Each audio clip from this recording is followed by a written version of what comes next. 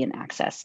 It allows us, the PRC, to set in motion to move toward the goal of achieving 100% energy affordability for all low-income New Mexicans by 2050. And the PRC is given the authority to approve low-income rates, which we know is a really important tool for increased energy affordability long-term. Where we stand now for questions with Tammy Feeblecorn and Gabe Pasiniak. And I'd like to invite Representative Roba Caballero to make a statement. Thank you, Representative, and good afternoon, Madam Chair, members of the committee, and congratulations to Madam Chair and the members of the committee. I'm happy to join Representatives Ortiz and Sariñana on this bill. I just want to briefly say that I've been involved with community development block grants for my entire professional career. And the beauty behind block grants is that it engages local communities. It involves local communities, both from the government sector as well as the communities in general, to advocate for and be strong proponents for everything that matters in development and increasing access and opportunities to our communities. And this particular bill, as Representative Ortiz, lead sponsor, mentioned, is particularly critical at this juncture of time because of all that it does, as she described. And so I look forward to a vibrant discussion and being available to answer any questions. And I'm fully supportive in however way we can move this forward, and grateful to you. Thank you very much. Thank you, Madam Chair. Okay, thank you. We'll go to the poll. If you could get that up for us. People who are in the audience, on your computers, if you see the poll and take it.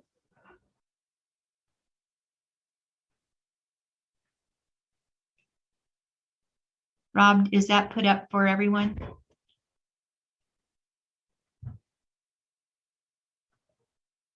There we go. And the committee members and sponsors do not vote.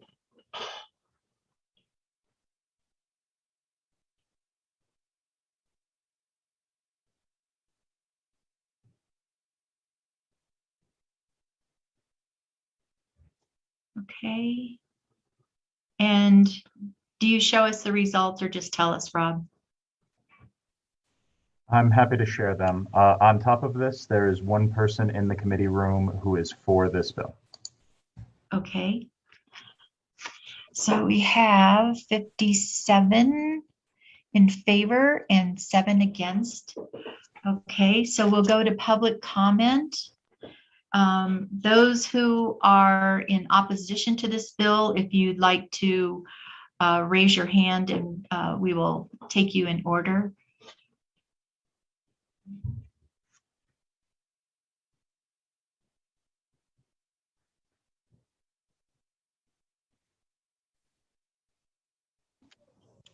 Okay, Linda Birchfield. I am in favor. Okay, lower your hand, please. And if you are in opposition and would like to speak about the bill.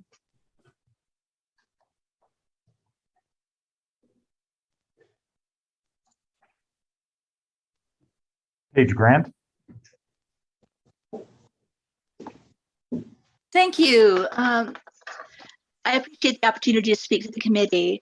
I divide my life between Santa Fe and a small farm in Taos County, and I am asking the committee to pass HB 37, which is a win-win solution to improve the lives of our less affluent community members while reducing our collective use of energy.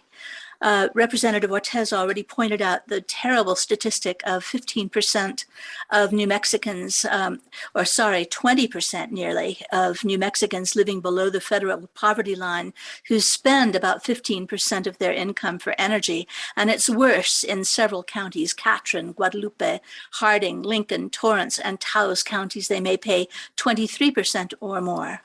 So HB 37 would address their needs by doing such necessary actions as insulating homes. Paying less to stay warm can mean being able to afford groceries or medicine. 2,000 homes are projected to receive energy efficiency upgrades if the Seed Grant Act passes. The bill allows local communities to decide how to apply their funds, and local people would be employed to do the work. As they improve their neighbors' quality of life, they are ratcheting down their use of power and reducing emissions that drive climate change. Win-win. Thank you again for the opportunity to speak in favor of the bill. Thank you. Let's try this again. If everyone will lower their hands that is in favor of the bill, and let's go to those who are in opposition against the bill to raise their hands if they'd like to speak.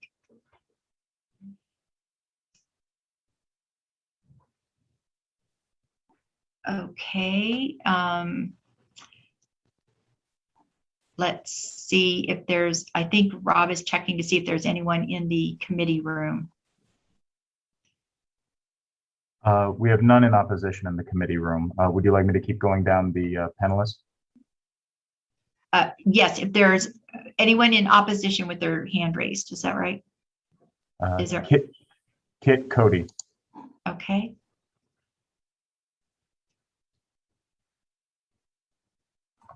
I'm sorry, I raised my hand for something else earlier. I'm sorry. I am in favor, by the way. Okay, maybe there's no one speaking in opposition, is there?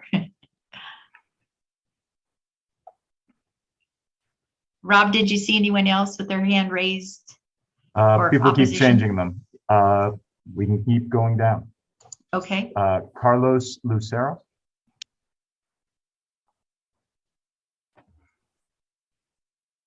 Can you hear me? Yes, we can.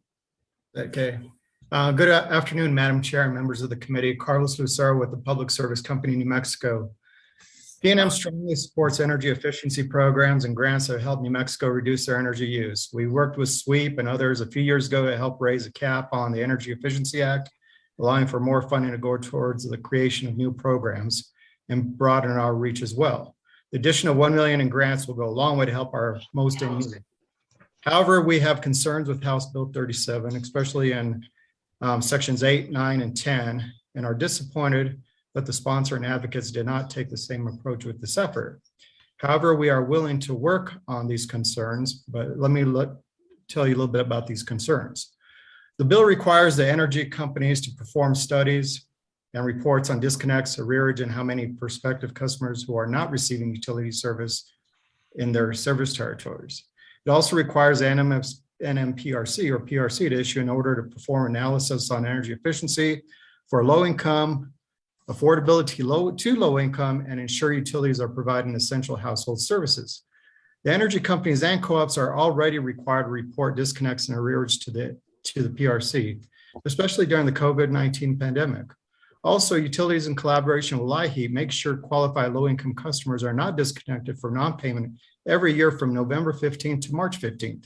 Furthermore, the way the bill is written, energy companies will now need to try and gather information on persons who are not customers, and which will almost prove to be almost impossible, even with the caveat of best estimates.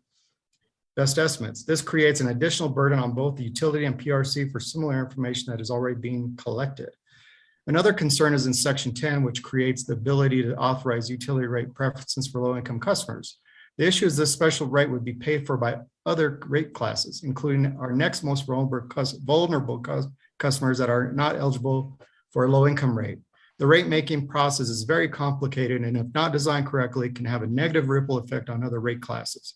This is more complicated than just making a simple amendment and could have lasting effects down the road due to the lack of consideration and insight for the energy companies. Again, PNM supports energy equality for all New Mexicans. PNM has programs in place to help struggling New Mexicans with their energy efficiency goals and reduce their energy bills. The reporting, studies, and rate preferences are concerns to PNM that we cannot support.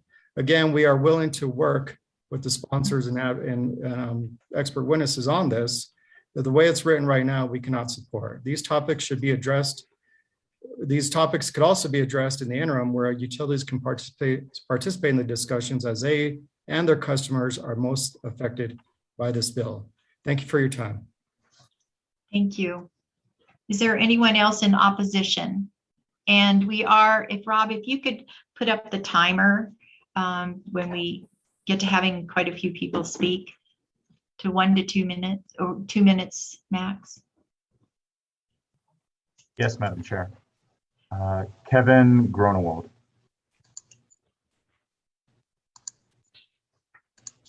Good afternoon, Madam Chair, members of the committee. I'm Kevin Gronewald. I'm the CEO of the New Mexico Rural Electric Co-op Association.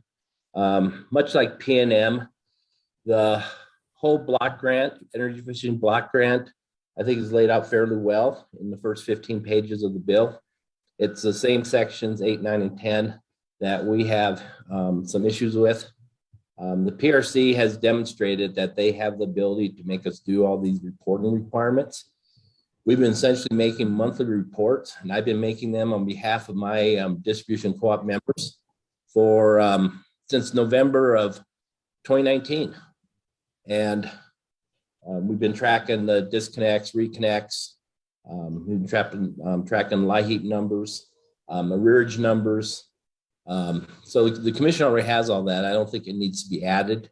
The other thing is we're in a situation where at 200% of poverty level, we got about 55% of our members out there that are served by rural electric co-ops that are going to have to subsidize 45% that would qualify.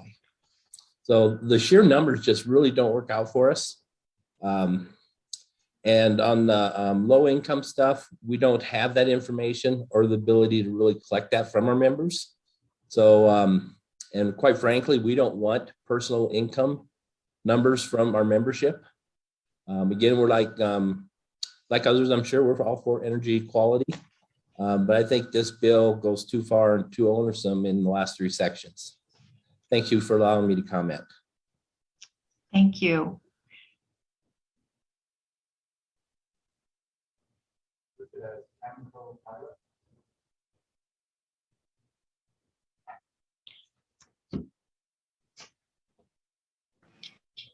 Good afternoon, Madam Chair and Committee. My name is Neil Heiss. Can you hear me?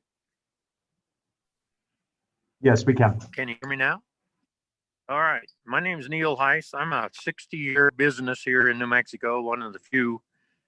And I happen to, PNM and the co-ops and the electric providers, the mines up there in Four Corners. I think the committee, I think the representatives of our state don't have a good understanding of where the hell our electricity comes from. The more you shut down the power plants, the less electricity there is. You have to have something to keep the electrical grid full. The wind won't do it and the solar won't do it. So this business of thinking we're going to get by like Texas did and we're not going to have a freeze is just hogwash. This bill, where are you going to get the money? The money comes from the business, the working folks, the taxed folks to pay the grants to help the people that need the help. And there's a hell of a lot of fraud in that too. But, we're trying to help people that need help, but at the same time, you're limiting the ability of the providers of electricity to do their job, which is to provide juice by making juice. And the cheapest electricity you can make is burning clean coal. And we've got it here, and yet you want to shut it down. Are you happy with a sea of red lights out there that are on top of all these windmills? Have you flown over New Mexico lately and looked at it? You talk about a global climate problem. I'm sorry. Can we keep it to the pertinent to the bill, please? And I think your time is. My point, and the point is, you're cutting off your nose to spite your face. So, rude and crude. Thank you. Thank you.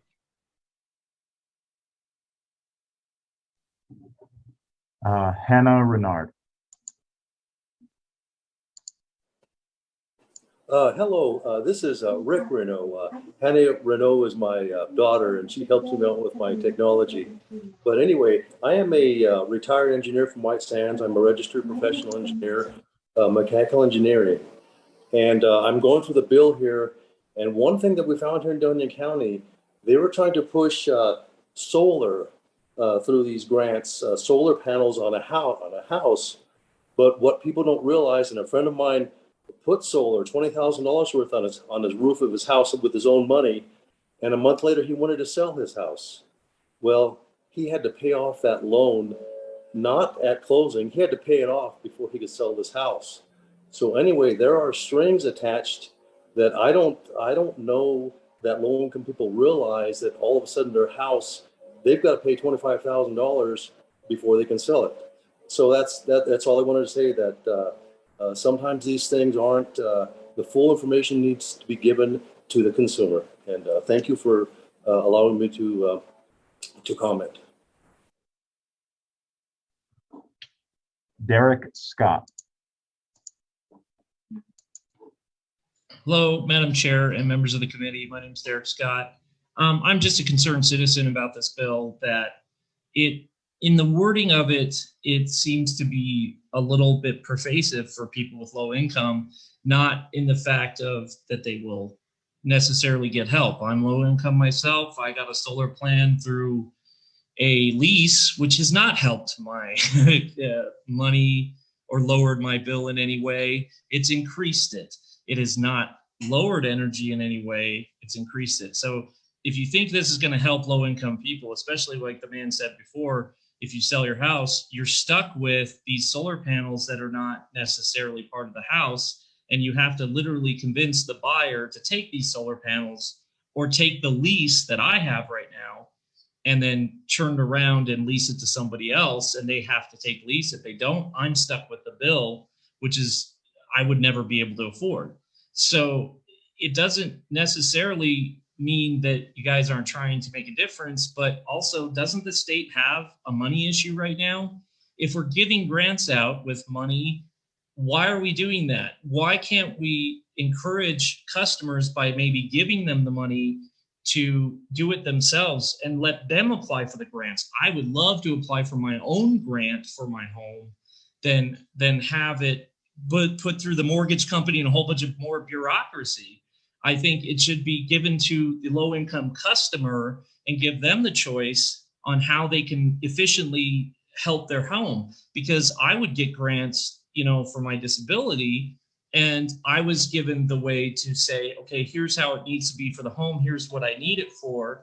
And so what I think you guys are doing is handing it to the wrong people. You're handing it to the wrong place. You really should hand it to the people that own the home or rent the home or whatever, that can find a better way to be efficient. Because yes, I would love to have a grant, but I don't want to go through all this bureaucracy and then have them give up my income and all this other stuff.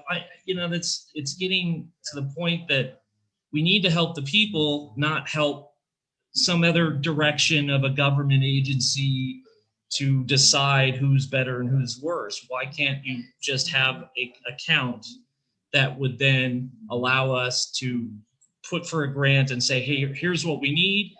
Here's what I think. Apologies, sir. Your time is up. Sorry about that.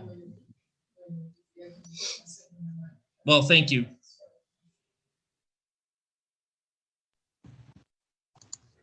Michael D'Antonio. Good afternoon, Madam Chair, members of the committee. Mike D'Antonio with XL Energy. We do business as Southwestern Public Service, serve electricity to the eastern part of the state. The energy efficiency portion of this bill we like. However, we're opposed to the bill based on the other elements of the bill. As mentioned previously, the NMPRC already mandates utilities report on a monthly basis every item just about in the bill here, and some additional items. So we feel like, again, the PRC is the best venue for that reporting, and we already do it. So I think that's just not needed in the bill. In Section 9, there are many reporting requirements that are just not only the onerous, but the utilities don't have the necessary data. As was mentioned before, we don't have income data on customers. It's real difficult for us, nor do we want income information from customers. It's confidential. And for us to put together some of the metrics that are proposed in that reporting requirement is just not feasible. We can't do it without the income information. So please take a look at that and make sure that those are more reasonable in the bill. Also, lastly, I guess, on low income rates, socialized rate making is very difficult to do in a fair manner. The low income folks, if they are given low income rates, their energy burden has to be spread over the rest of the customer base. And how do you do that fairly? And of special concern to us is the level of customer just above low income. They're usually, your newly married folks or your retirees on fixed incomes. They will feel the brunt of the additional bill to subsidize the low income folks. And they're not eligible. Sir. Your time is up. Okay, thank you.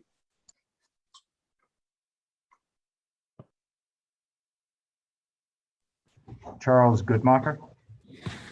Yes, Madam Chair, members of the committee, I'm Charles Goodmacher, speaking on behalf of the National Resources Defense Council today.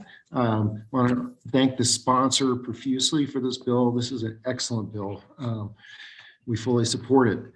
To meet our state greenhouse gas emission goals, we absolutely need to reduce carbon emissions from residential buildings by at least 30% relative to today. Retrofitting homes at the speed and scale of at least 20,000 homes per year through the 2020s is necessary. So this bill is a big jump start. Prioritizing energy efficiency and electrification in the 50,000 plus homes of New Mexicans that burn wood and propane for heating or for cooking also leads to significant health benefits for those households by limiting indoor pollution. These homes are primarily low-income, rural, and tribal communities. This bill provides jobs in every New Mexico community. There seemed to be a little confusion from some of the prior callers. Individuals don't apply for the grants. The local communities or tribal communities will apply for the grants, and then they work within their local community using local small business contractors and related business suppliers. And they're no doubt going to favor their community, people in their community to provide these services. So this is a job growth bill. Also, the physical health of every family whose home is weatherized will be enhanced by having a tempered home, not having to suffer health consequences of extreme weather or engage in risky behaviors to warm their homes. Think of Texas, of course, but also think of the terrible tragedy recently in the Bronx, where so many people perished in a fire because of space heater. We should be funding this bill in the hundreds of millions, not just 10 million or so, as is in the budget presently. Thank you. Your time is up. I'd just like to clarify that do we have any more people who are wanting to speak in opposition?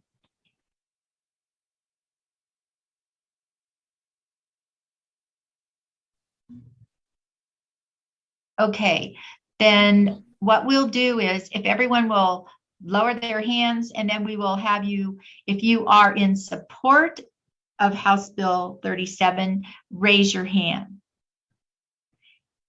And I think there's quite a few people who want to speak, so we'll go to, we don't have a timer, it's not working yet.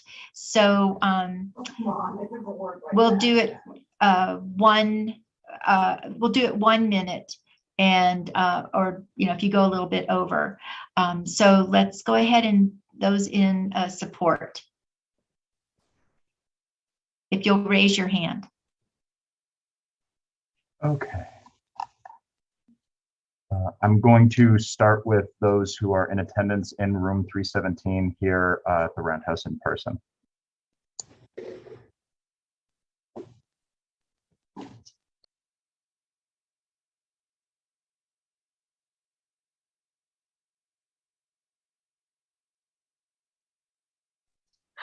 I have to say it again. Madam Chair, we have one member of the public who wishes to speak for the bill. Okay, go ahead.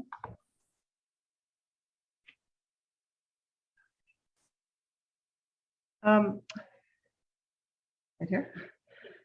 Madam Chair, Vice Chair Romero, members of the committee, thank you for the opportunity to speak. I am Alyssa Kenny Geyer from Santa Fe. I earned a master's and I'm speaking in support of the weatherization funding. I earned a master's in public health and spent my career in the social determinants of health, including over the last 10 years as a state representative from Oregon before moving here last summer. I served on the Energy and Environment Committee in 2011 to 2012. I chaired the Consumer Protection and Government Efficiency Committee in 2014 and 2015, and I served on the Healthcare Committee for all 10 sessions. Most notably, I chaired the Human Services and Housing Committee from 2015 to 2020, where this was one of our huge priorities. I worked on what we called Healthy Homes Initiative for many years. And last year, the Oregon legislature allocated $30 million for this initiative under House Bill 2842, which passed with bipartisan support.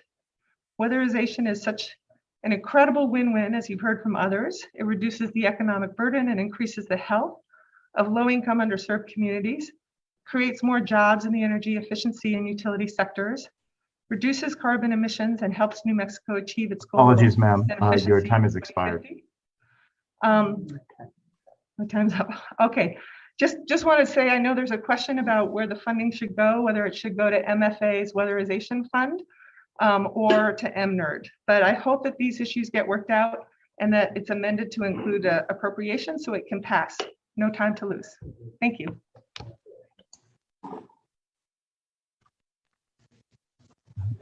There are a great number of people who have their hands raised in support. I apologize for interrupting, but I am going to try to keep it to the 1 minute so that the committee is able to move forward. I apologize, the timer isn't working. We will have that worked out by the next session. June Parsons.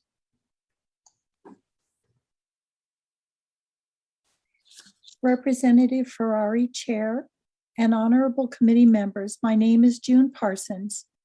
Community energy efficiency for low-income households and underserved communities is absolutely essential to provide opportunities to ensure every American child has a chance for the American dream, because without adequate and affordable energy provided to every household, food security is threatened without refrigeration.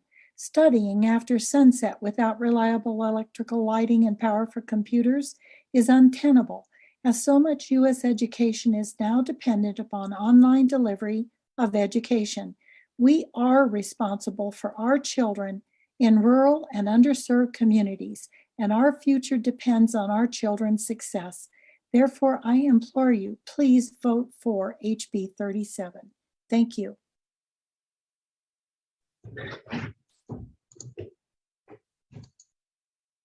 Nicole Olanovich. Chairwoman and members of the committee, my name is Nicole Lanovich, and I'm the Administrative Director of the Adelante Progressive Caucus and a member organizer with OLE New Mexico. Moreover, I'm a fixed income, historically marginalized human who has seen firsthand the dire consequences of lack of energy to BIPOC, especially Indigenous homes. It's disheartening to hear power companies reliant on fossil fuels in droves against helping New Mexicans most in need. As a recent homeowner's home with solar panels went like hotcakes, lease or owned. Watching elders in rural New Mexico burn their clothing to keep their children warm is abhorrent. We pay taxes, have Medicare, Medicaid, and there are plenty of ways to track low income. Plainly put, this bill will give low-income BIPOC folks a chance to heat their homes.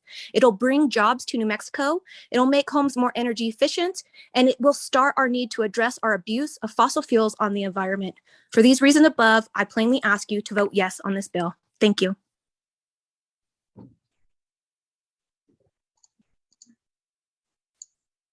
Sammy Cow, CVNM. Hello, Madam Chair, members of this committee. My name is Sammy Cow. I'm the climate and energy advocate with Conservation Voters New Mexico. This is one of our high priority bills because CVNM advocates strongly for New Mexico reaching our climate goals in a just and equitable way. This bill puts our most vulnerable New Mexicans first by ensuring that they have access to reliable, highly efficient, and affordable energy in their homes. The bill also ensures that utility companies are held accountable by requiring them to report on disconnections, arrears, and issues to access. You heard from PNM earlier about their opposition to these provisions of the bill. They stated that they are already doing their effort and these requirements will overburden the utility companies. But what they fail to acknowledge is that despite their efforts, many New Mexicans are still suffering from burdens that are detrimental to their daily livelihood. 26 other states provide at least double the amount of low-income energy efficiency investments per capita through state or utility funds than what New Mexico provides to our low-income residents. So the asks in this bill are not out of the realm of possibilities. We just need our utility companies to do better. The bill is a perfect example of how New Mexico can achieve our climate goals, such as 100%. Apologies, ma'am. Your time has expired. Thank you. Travis Kellerman.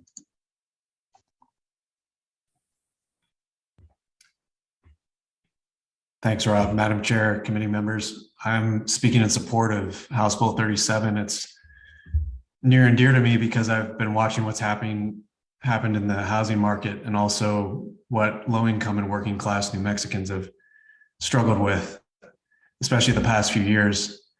The energy burden is quite blatantly a theft of human futures and potential.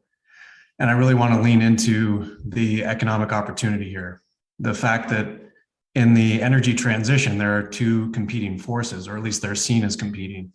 The fact that we have to decarbonize our energy system, and also we need to provide affordable energy to everyone. What this bill proves, and what it starts with a pilot program of 2,000 homes, is disproving that competition. These are actually complementary efforts, and this bill complements the already passed Climate Solutions Act. So I want to urge all the committee members to support this bill. It takes a step towards reducing the energy burden, giving people back their future, taking away that oppressive income theft, and improving this brand new, very high potential economic opportunity to have a transition economy towards a clean energy system here in New Mexico. Both efforts are important. Both of them are started with this pilot program. Thank you.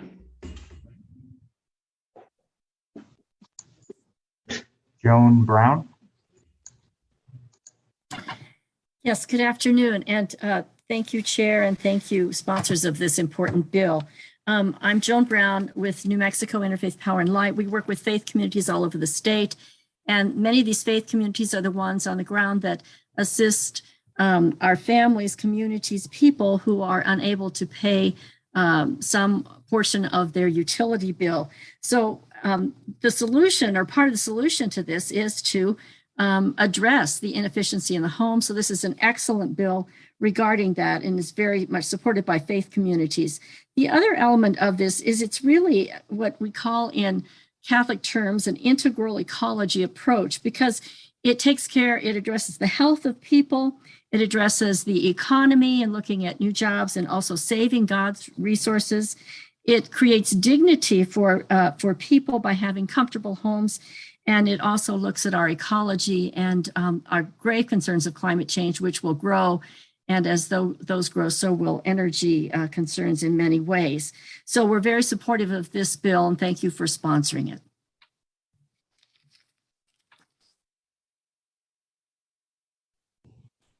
Kristen Sherrygate, ICAST.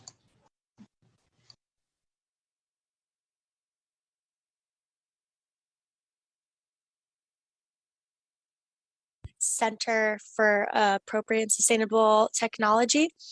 ICAST manages the New Mexico Weatherization Program for multifamily properties and the Energy Efficiency Program for New Mexico Gas, the Public Service Company of New Mexico, and El Paso Electric. We serve over 2,000 households each year in New Mexico and invest about $5 million in local communities and saving on average about $500,000 in annual utility bills and creating over 60 jobs annually. We're here to support HB 37 and would like to highlight the requirement for applicants in the SEED Act to provide a commitment to employ apprenticeships or paid internships in a way that promotes diversity. This actually is in alignment with a study that was previously done by the New Mexico Department of Workforce Solutions in 2020 that highlighted that in order to advance New Mexico's clean energy workforce, they must do so by adding paid apprenticeships, providing jobs to those without advanced degrees, and focusing on workers within the state. For all those reasons, we support HB 37.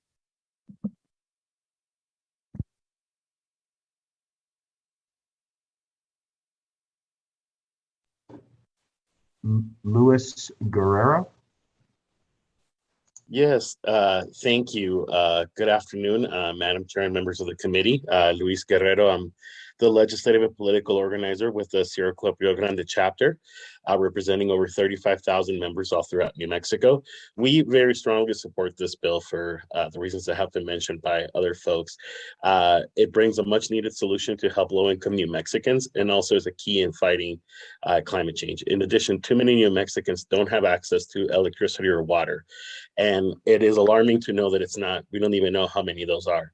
We strongly support this bill, and it is an important move, not just to combating climate change, but also providing energy accessibility and equitable access to New Mexicans. And also making sure that families in New Mexico just have better access to services. There are many communities in New Mexico that don't have basic utilities needed for life, and this bill works to address that. So we fully support this bill and ask for you to vote yes today. Thank you.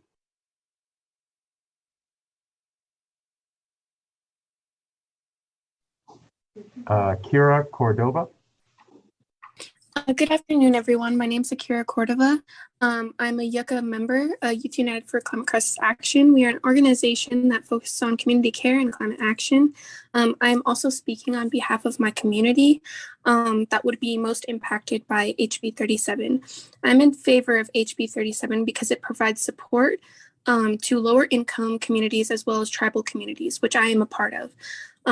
This bill would very much be important because sustainable energy is the basic right for everyone, and it would also create more local jobs for us communities and people most impacted. And it's incredibly important that HB 37 is passed because it would, greatly improve our lives. Thank you so much. Thank you. And we have about 28 more people to speak in favor. If you've already been in the poll, which I think was 57 to 7, 57 in favor. And if you can keep it as short as possible and maybe help us get through. But we appreciate you being here. So we'll go ahead to the next person. Thank you.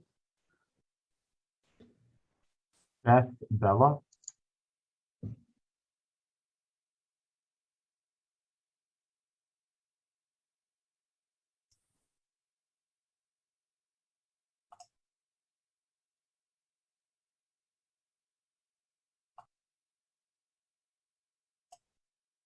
Oh, sorry. This is Christian Casillas. I'm logged in the wrong account. I apologize. This is Christian Casillas with the Coalition of Sustainable Communities, New Mexico, which represents the cities of Albuquerque, Las Cruces, Santa Fe County, and Los Alamos County. Our members strongly support HB 37, which will help our members achieve their climate and equity goals. We also support the requirement for public reporting on the scope of energy and water affordability among low-income households. This sort of comprehensive benchmarking and transparency is necessary for creating targeted solutions. We also support the creation of low-income rates. This bill provides concrete solutions for ushering in a more equitable energy transition for our most vulnerable households. I urge you to vote in favor of HB 37. Thank you.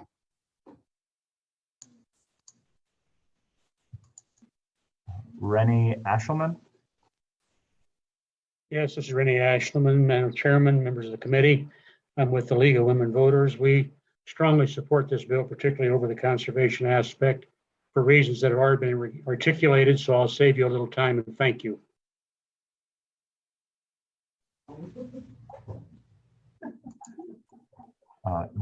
Donna Orgeron. Donna?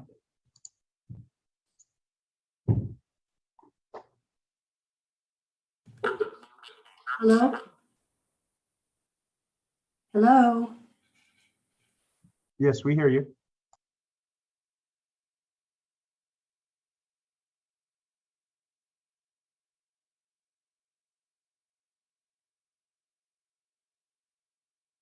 Donna, we can hear you.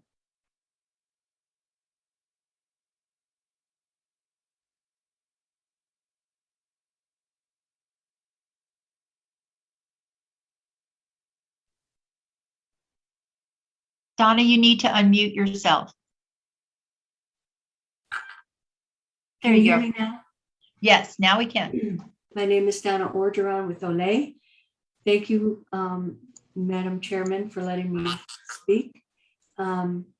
This bill, it has been well written, full circle, and it covers everything that we need to make low-income persons safe and safe in their homes, be able to stay in their homes and live in energy efficient surroundings.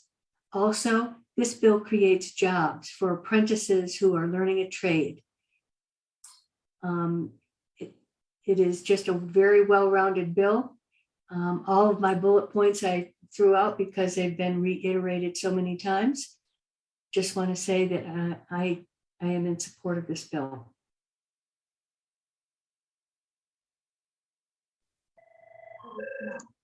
Janet Lee Carter. Hello, my name is Janet Lee Carter. I'm from Santa Fe, and I'd like to thank you for the opportunity to speak. I'll be quick. I just wanted to say, I understand there are those who feel that this is the money spent on these grants is money that we can't afford. I say we can't afford not to spend the money, that we must do this. Not only are we helping people to help us reach our goals for energy efficiency in the state, we are also, as has been pointed out, helping their health. And if healthy families are families that can contribute to the workforce and that don't burden the rest of the state with unnecessary medical bills. Electrified homes are healthier homes. There's no question about it. People are using unhealthy technologies to heat their homes because they simply can't afford to make their homes more efficient. And I say it's high time that we made this simple step to helping those who need our help. And thank you for your time.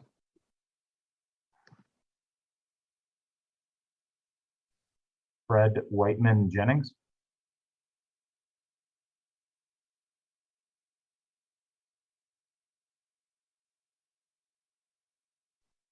You need to unmute yourself, Mr. Jennings.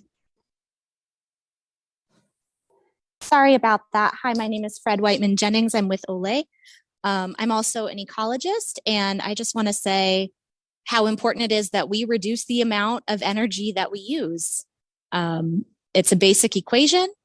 We emit too much carbon, so we get there by using less energy and finding ways to make energy that don't emit carbon. This bill it just makes sense. Thank you.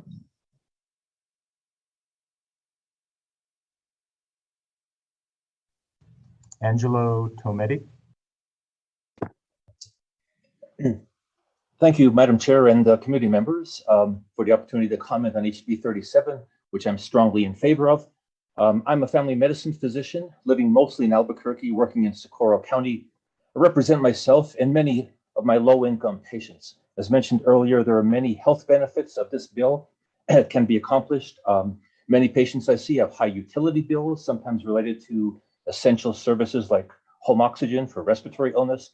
The high bills make it difficult to afford medication and other essentials.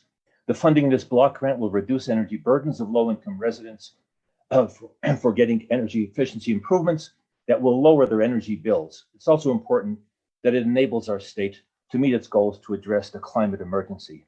Thank you for the time.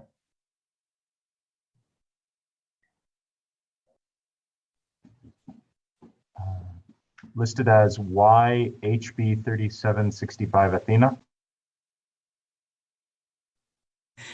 Chair, committee members, my name's Athena Christodoulou, and I'm the vice chair of the Environmental Justice Caucus, as well as a retired Navy energy and environmental engineer. Everyone so far has spoken about the social, environmental aspects, the local jobs, cleaner air, and economic justice. We're in full support. I just want to mention that this bill does not require the utilities to give preferential rates, but allows that PRC commission to approve such rates. If there is such a problem with helping those in need, maybe it's time for the state to consider having public utilities.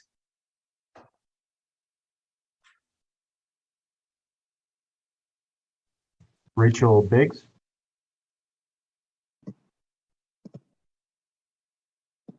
Chairwoman and members of the committee, my name is Rachel Biggs with Albuquerque Healthcare for the Homeless, and we stand in strong support of HB 37. The increasing rent burden is driving more New Mexicans into homelessness every day, and the impact of rising utility costs is only adding to the homelessness crisis in our state. This is a smart solution that will lower the cost of utilities while also reducing energy burdens. We thank the sponsors and ask for your support of HB 37. Thanks for your time. Kathleen Mosley.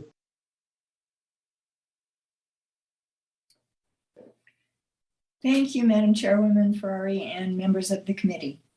Thank you for sponsoring this important legislation.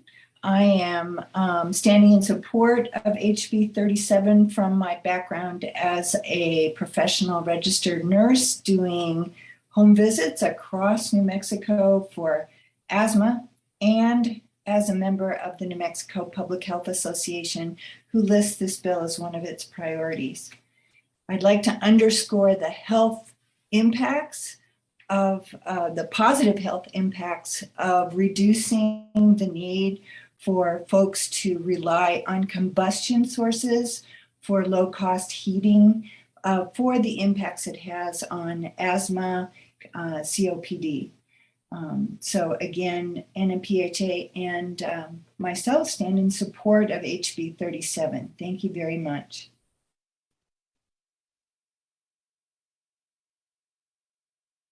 Kaylee Shoup. Hello, my name is Kaylee Shoup, and I am a community organizer with Citizens Caring for the Future in Carlsbad. I'm here today to voice my support for HB 37. As a young woman that organizes around oil and gas issues and lives in the Permian Basin, I am constantly aware of how much work must be done and how much change must be made to address the climate crisis. Within the oil industry, these changes happen at a very slow rate, and we face many complex issues in order to cut emissions from the sector. That is why when I see something like the SEED Act, I immediately get excited and feel a little bit more hopeful for the future. Why? Because you see return on your investment when you take action such as this. These grants will not only help people in need in a real and tangible way, but they will also slowly begin to address the issue of emissions in a steady and very measurable way. They also give communities the opportunity to collaborate and depend on one another. As the years pass and we face the ramifications of climate change, such as food shortages, pandemics, and natural disasters, it will be essential that folks know how to lean on each other and work together. This act lays the groundwork for that teamwork and at the same time cuts emissions that in turn will lessen the burden of what young people of future generations will be asked to face in the near future. Thank you for your time. Nancy Sauceda. Thank you. Good afternoon, Madam Chair and members of the committee. My name is Nancy Sauceda. I'm with OLE, and this is why I support HB 37. Older homes in our state are less likely to be energy efficient. My home is no exception. My current home has large drafty windows that allow cold air in and warm air out. Even after winterizing every window, our last electric bill was $502. $502 for 30 days of heat. We desperately need subsidies for comprehensive efficiency measures, especially with language that creates jobs in our communities, like this bill does. As climate change rages on, efficiency measures are the most cost-effective way to address climate change and make sure our climate goals are met in the U.S. and in New Mexico. Low-income residents, BIPOC, and other disenfranchised communities are disproportionately affected by climate change, high energy bills, and poorly weatherized homes. I ask that you not only consider them, but that you center them in your decision-making. Thank you for your time.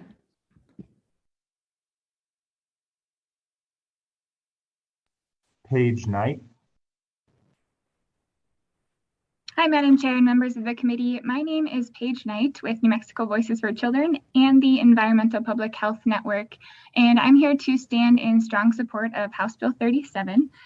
No family in New Mexico should have to spend 15% of their income on utilities when there are so many other needs that must be met for child well-being, things like paying for food and stable housing.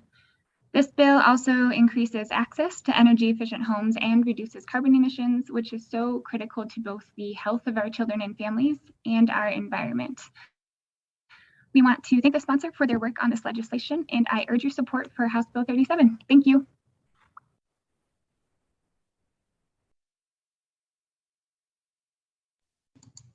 Linda Birchfield.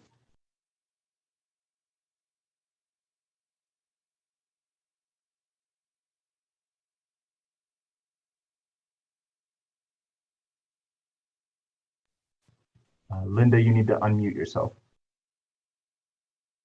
I'm sorry. All right. I'll be brief. Just want to add that in addition to providing energy assistance to low-income households and reducing our greenhouse gas emissions, all of these retrofits and weatherization and installations will provide local jobs that don't need a college degree and can't be outsourced. It's a great jobs bill. Thank you. Melissa Martinez.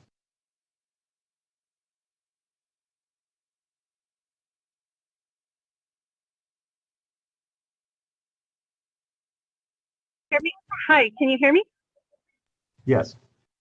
Hello, Chair, Representative Andrea Romero, and other representatives and committee, the groups that are here. My name is Melissa Martinez. I come from northern New Mexico. I also support OLE as a member. This really touches close to home. I know you guys got all the facts, but I just want to let you know that I come from a small community of Chimayo. A lot of the customs and traditions come deep and strong with these elderly individuals, where we never thought wood fire stoves were going to go out of style. For some reason, a lot of people thought, you know, they could survive for 70 years with it in their house, and it's time to evolve. Unfortunately, when it started happening, a lot of these people didn't realize that the prices of transitioning to new resources of energy was going to be so high. So a lot of them are, you know, it's not procrastinating, but they're putting it off, and they're sheltering in smaller rooms with sarapes on the windows. I think it's important to reflect on these people, that we need to take care of our elders, the people in our pueblos, the people in our community that are most important to us, because they took care of us. It's our time to take care of them. Thank you. Susan Homer. Hello, Madam Chair, committee members. My name is Susan Homer. I'm from Albuquerque. I'm a member of the Sierra Club. I stand in support of HB 37, the Community Energy Efficiency Development Block Grant Act. In several ways, this bill will move us toward our goal of net zero carbon. It will increase utility access. It will help with utility affordability. It will reduce the energy burden for those least able to afford it. About 18 months ago, I finally was able to replace my single pane rattly windows that were about almost 50 years old. And so I know how expensive it can be to try to weatherize your house. This bill recognizes that we're all in this climate change predicament together. And whatever we can do to help those who are in a quandary as to be able to. I'm sorry, ma'am, your time has elapsed. Thank you. Paige Grant. Thank you. I was able to speak first, so you have heard from me, and I very much favor the bill. Thank you, ma'am. Thank you. Tom Solomon. Thank you, Madam Chair. My name is Tom Solomon, co-coordinator with 350 New Mexico, and many others have spoken before me eloquently in favor of this bill, and we strongly support this bill. Focusing on energy efficiency helps those who need and deserve the help the most. It lowers costs, lowers emissions for the climate, and improves their health. And for all of those reasons, 350 stands in strong support of this bill. Thank you. Condit and Associates. Madam Chair, members of the committee, this is Deborah Condit, and I'm the registered lobbyist for Western Resource Advocates. And we stand in strong support of this bill for all the reasons that the many others who spoke before us, before me, stated. Would like to thank you and the members and the sponsors of this bill for bringing this forward. Thank you.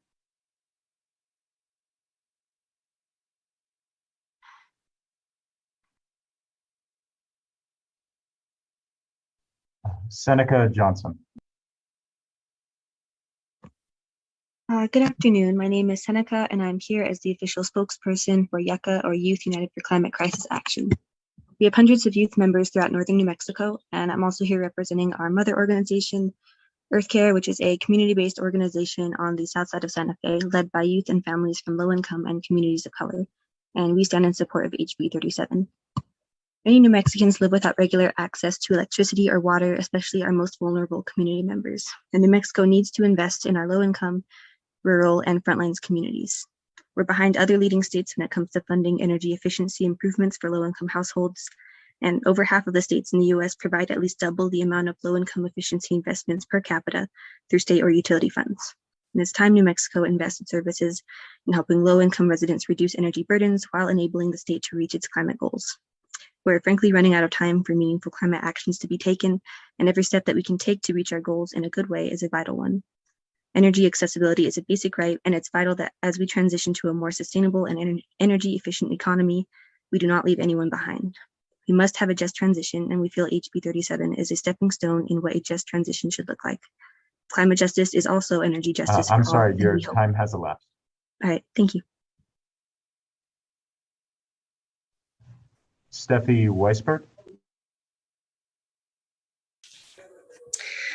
Thank you, Madam Chair and members of this committee, including my own representative, Lord, in the beautiful East Mountains, which we'd like to keep that way.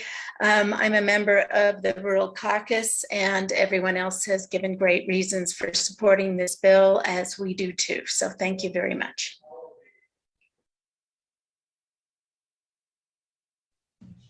Mariel Nanasi. Hi, good afternoon. My name is Marielle Nanasi. I'm the Executive Director of New Energy Economy. And I want to say that we stand in strong support of this bill. I'd like to give you some facts.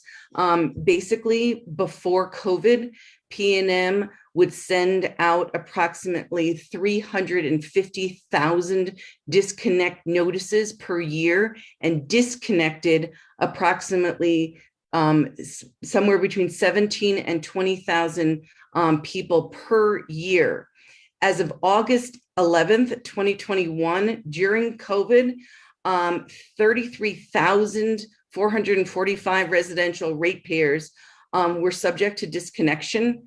And on Monday, August 16th, 2021, PNM began disconnecting people from electricity at a rate of about 500 people per day. We stand in strong support. It's extremely important that the legislators understand that while PNM made $190 million in profit last year, it kicked people off of electricity, and that's a climate justice and economic justice matter. And so we stand in support and support the other statements by those who have spoken before. Thank you. Nina Benavides. Good afternoon, Madam Chair, committee members. My name is Nena Benavides. I'm a community organizer on behalf of New Mexico Cafe in Grant, Luna, and Hidalgo counties. As you know, all very rural counties. I'll keep this brief and just say that we concur with all of those who have spoken in ahead of us in support of HB 37. We stand in strong support and have the support of each of our three communities. Thank you. Ken Hughes. Good afternoon, Madam Chair, members of the committee. I'm Ken Hughes. About 12 years ago, the last time there was money for an energy efficiency block grants came from the federal stimulus program at the time.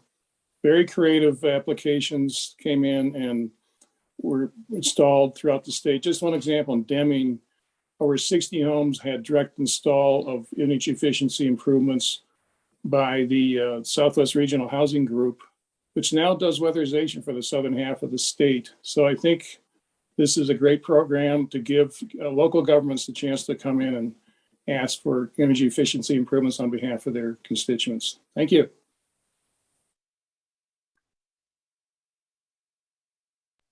CAVU.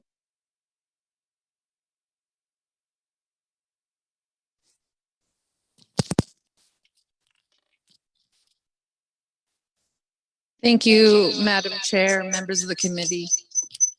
My name is Liliana Castillo, and I'm sorry if you can hear that echo.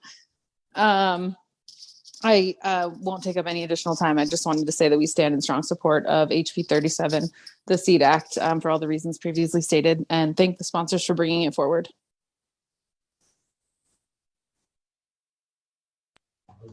First UCC ABQ.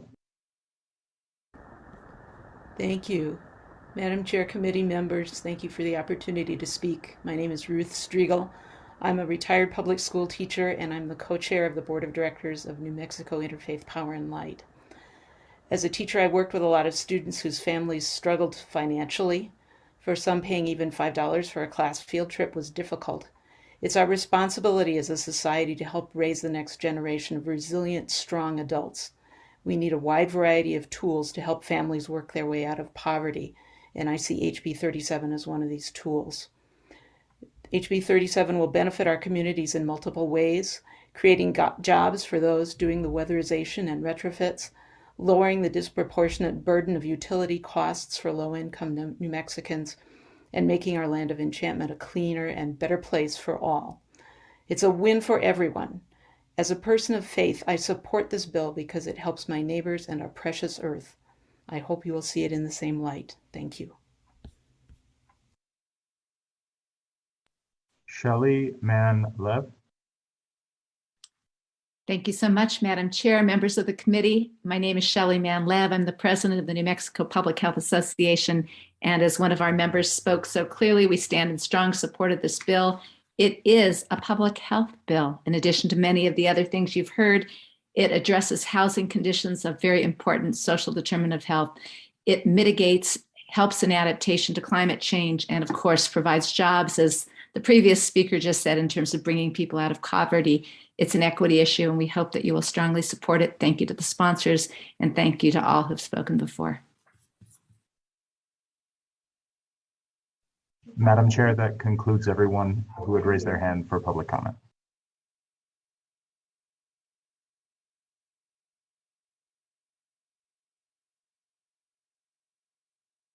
Madam Chair, I was able to get into the Zoom meeting. I'm just waiting to be let on as a panelist. I'm sorry, Representative Lord, what did you say? Sorry, I finally got into the Zoom meeting on my computer. I'm just waiting to be let in as a panelist. Oh, okay. We'll look for you there. Thank you. Yes, there we go. So I'm sorry, I forgot to unmute that we do have our timer just in time. So we'll be ready for the next bill to be presented. And thank you to the public for their comments. And so we shall go to the committee. Are there any questions for the bill sponsors and their experts? Representative Thompson. Thank you, Madam Chair. I just have one, I think what's a quick question. Representative Ortiz, does the bill deal with renewable energy or energy efficiency? Thank you, Madam Chair and Madam Chair. A quick answer, and then I'm going to allow Tammy Feeble-Corn to answer this. But really, this is focused on energy efficiency, not solar. And I would like for Madam Chair, I'd like for Tammy to elaborate a little bit more. Madam Chair, Representative Thompson. Yes, the bill deals only with energy efficiency. It does not include any renewable energy provisions. So for energy efficiency, we're talking about things that actually improve the building stock of your home. It makes your home better long-term. It's envelope improvements, things like better insulation, better windows and doors, system upgrades like a better HVAC system that's more efficient, and better lighting. So these are things that, unlike solar energy, these are things that actually improve the long-term housing stock for New Mexico. And that's what this bill is meant to improve for everyone. Thank you, Madam Chair. And the reason I asked that question, it seemed like a lot of the people who were, particularly the anti, were bringing up solar, and this is not a solar bill. So I just wanted to clarify that in my own head and for everyone else. And Madam Chair, just a point of personal privilege, I want to congratulate Ms. Feeble-Corn. She's a new city councilor in Albuquerque. So thank you, Madam Chair. That's all I had. Thank you. And yes, congratulations. Next, we have Representative Lord. Okay, thank you. Back there, we're going to try this. Okay, he's turning his volume off. Hold on a second. Okay. And hold on one second. Can you hear me? Representative Petticoat, I think it would help if you muted yourself so that we can hear Representative. Do you have yours muted? I have it. There we go. Okay, his is muted. Okay, hold on one second. Can you turn your speakers on so that people can hear now? Or will that give me feedback? Okay. All right. Sorry, the technology is trying to figure this out right now as we go because this is a whole new world here. Okay, Madam Chair, Representative. So I have a question on this bill. And can you tell me were any of the energy companies, the co-ops or PRC, did they give input into this bill? Thank you, Madam Chair, Representative Lord.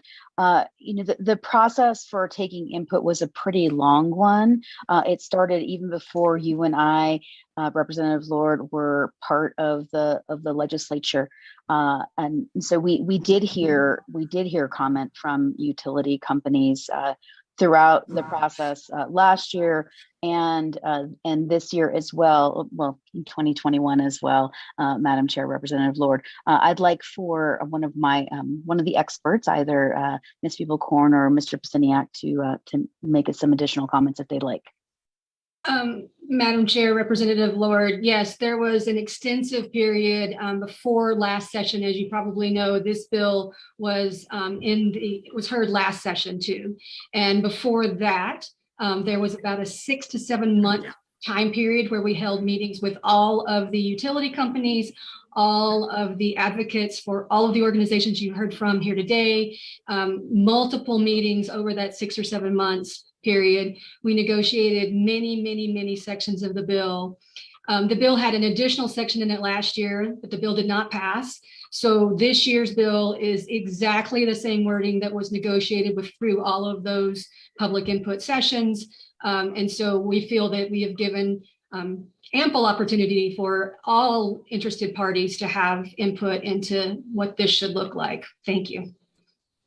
Thank you, Madam Chair and Representative. I'm quite surprised by that answer because I did reach out to PRC and they said they were not involved with this at all.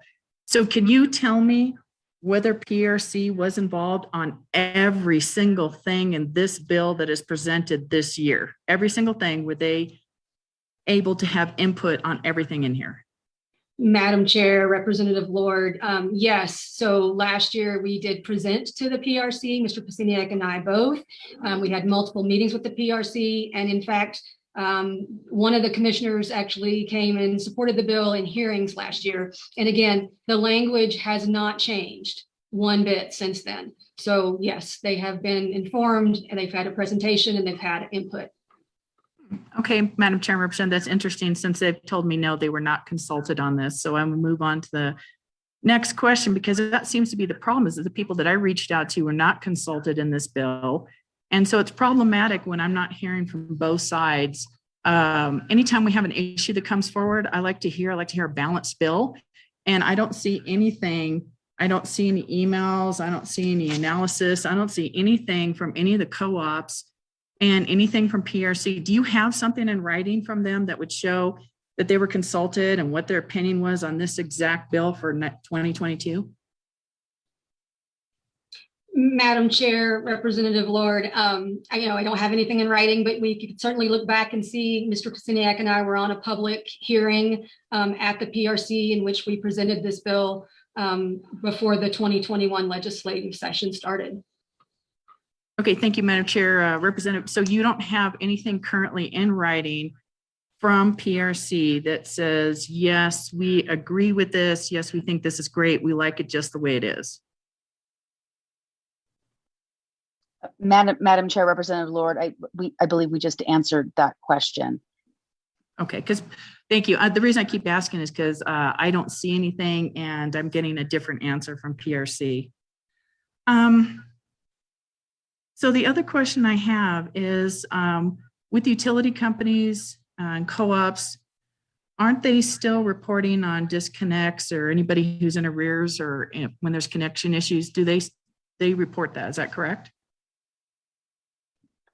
Madam Chair, Representative Lord, they do report some of that information, yes.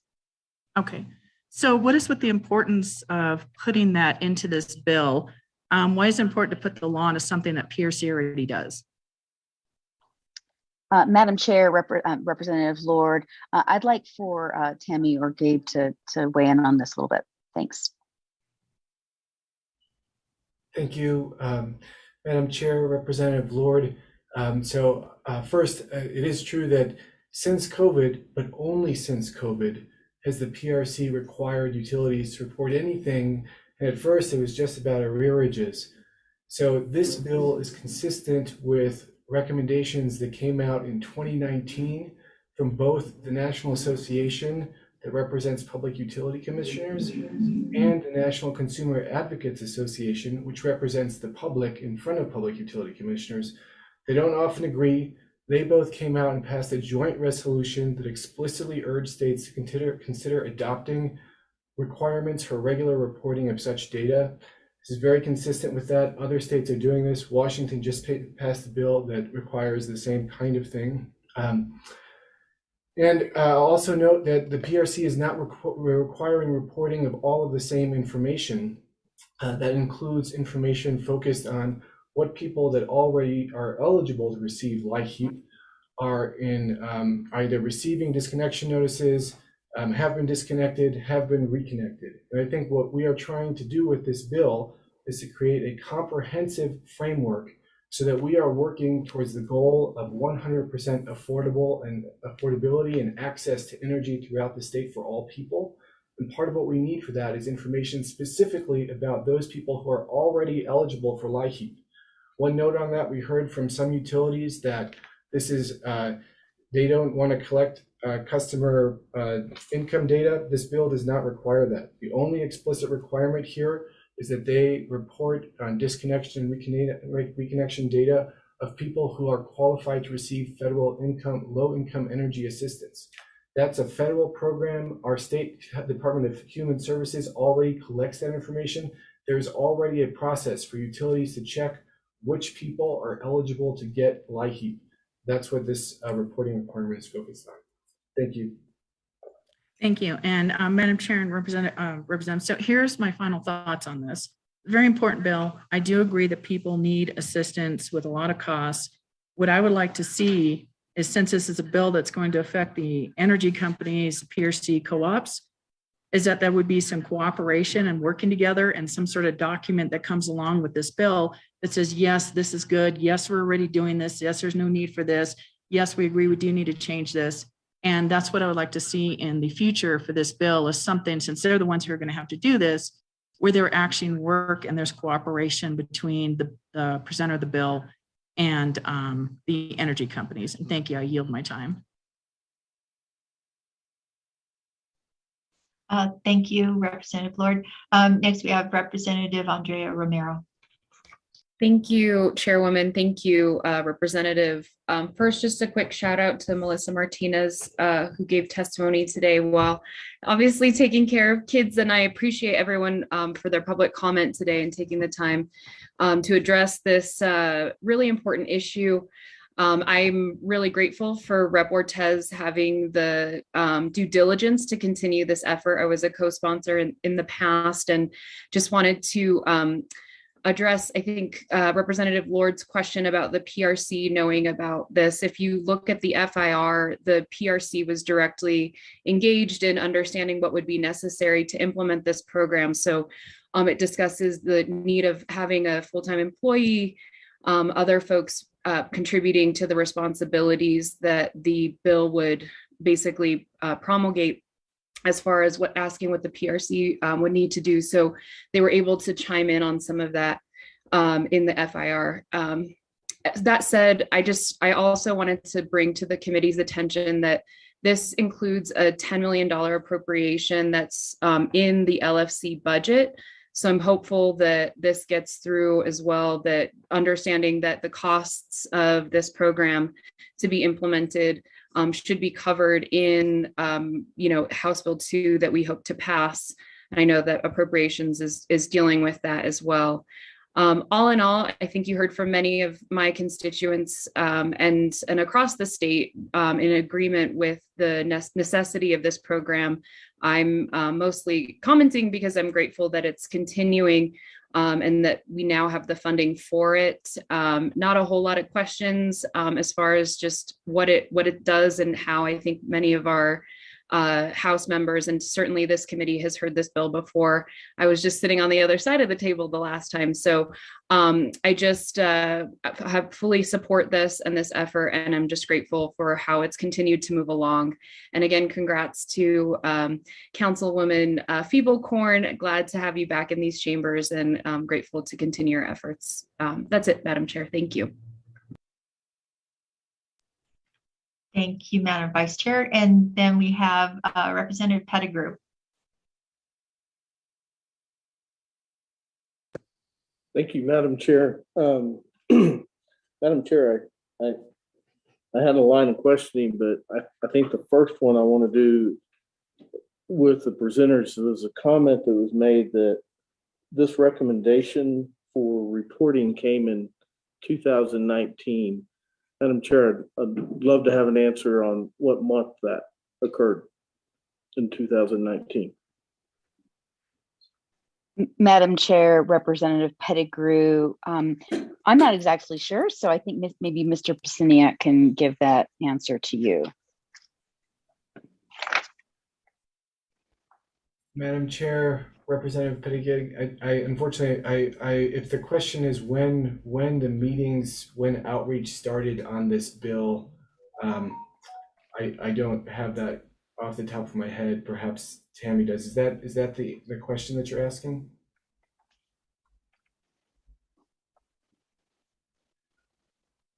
I can tell you that we presented at interim committee hearings going back. Or off so I can turn mine up. Turn yours up if you would, please. I'm sorry, sir. I wasn't able to hear your response. Could you please provide that again?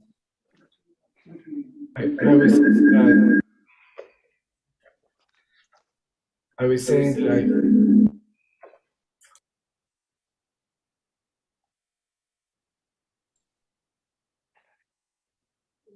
saying that I believe that the first time that this bill was presented publicly was in the interim committee session prior to 3 legislative sessions ago. I could probably find that interim committee session. I remember that it was in Farmingham. Tammy and I were there with some students presenting this bill language that included both the seed portion of the bill. And then I believe that we began that the second part of the bill, which includes the reporting requirements, began to start being presented 2.5 years ago. So that would be the summer of 2020, where we had multiple meetings with utilities, and that included all of this language that is here today. Thank you, Madam Chair, and thank you for that answer. The reason I'm looking at this is because, the CDC didn't start doing testing on COVID until December of 2019. And if this reporting requirement came through in the interim of 2019, I'm trying to catch the way this is happening. PRC has made some rulemaking. We already know, Madam Chair, that our utility companies have to report monthly on the number of disconnect notices issued, the number of disconnections actually made, the number of subsequent connections made, the total amount of federal and state and other funds aid expended, and for what purpose, monthly dollars change in delinquency, total delinquent dollars, residential customers eligible for disconnection, dollars eligible for disconnection, average resident customer. I can continue down the list. PRC's done this through rulemaking. Why now make it law? And so I'm a bit confused. I do believe that we give our agencies way too much leniency with respect to rulemaking, and I also believe that we should be doing that from the legislative side. But we're kind of past that mark on this, Madam Chair. So I'm confused as to what the extent and what the purpose of that is. So I'm going to move on, because that part doesn't make sense. I do want to make a statement very clear that I've talked to almost every electric utility in the state. None were given this bill. This is not the same bill that was brought in front of us in 2021. We can say what we want, but the verbiage, the language is not the same bill. Those people, the PRC was not given this bill with this language. So I just want to make that known to the audience with respect to total transparency with the way that I feel we should do things. That's my opinion. That's fine. So why do we want to write a law to collect personal income information along with the number of prospective customers? Why do we want to make that law? What's the end game with respect to that? Question. Madam Chair, Representative Pettigrew, were you finished with your question? I didn't want to cut you off. Yes, Representative, thank you. Thank you, Madam Chair, Representative Pettigrew. We're not asking to collect the income information, but what we are asking is for reporting on disconnects, reconnects. We want to better understand, who doesn't have water and electrical utilities, so that we can serve all New Mexicans to ensure that they've got affordable utilities and that everybody has access to them. That's the purpose of this. And what we know, Madam Chair and Representative Pettigrew, is that so many poor New Mexicans are paying way too much. And so this information is going to help us ensure that, one, we can reduce the cost that they're paying on a per monthly basis, and really so that we can also just understand how to provide the electricity and other utilities that they need, and who really needs them. That's the purpose of this reporting. But I'm happy for Mr. Pasiniak or Ms. Peoplecorn to elaborate further. Thank you, Madam Chair, and thank you, Representative, for that response. I'm a bit confused, and I'm trying to find, because I forgot to put line, book, and page down, where I read that it does suggest that through rulemaking we collect that information. So, Madam Chair and Representative, with respect to the response that you just gave, help me understand, if you would please, how through rulemaking EMNRD is going to deal with the Mountain States Court decision prohibiting socialized rate making. Madam Chair, Representative Pettigrew, Gabe, why don't you jump in on this? Thank you, Madam Chair, Representative Pettigrew. Thank you for the question. This is something that we looked at specifically. I'm a professor at the University School, New Mexico School of Law. And you're correct to point to the Mountain States Court decision, which is relevant. That quite old decision prohibited the PRC to institute basically low-income rates or special rates, in that case for elderly low-income people, without explicit state legislation. The court explicitly wrote in that decision that this is the job of the legislature. And so that is why we are asking this legislature to explicitly authorize such rates as being allowable. I'll note that 20 other states have authorized such rates, including our neighbors, for example, Arizona. I'll also point out that the legislature has also specifically authorized specific rates for economic development. In other words, lower rates for industry. So this is consistent with both of those precedents. Thank you for the questions.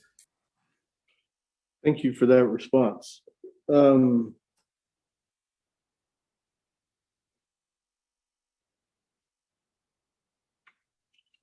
With respect to the community block grant, how do, Madam Chair, presenters, how do we get around the anti-donation clause with respect to taking state or federal funds to inside the private property?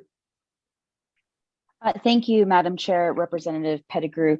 This legislation was drafted specifically with that anti-donation clause in mind, and I know a number of commenters were concerned about us just not giving money directly to consumers. We can't do that.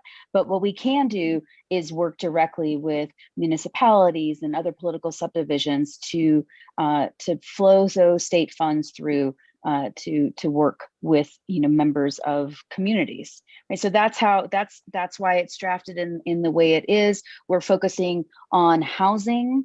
Right, affordable housing is sort of exempt in the anti-donation clause, so we're able to do those kinds of projects with affordable housing, through a political subdivision, and working in partnership with with a community organization.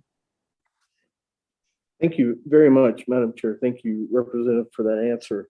So, if I take some of the information that I think I just heard, we're talking about new subdivisions. How do we help low income and existing subdivisions where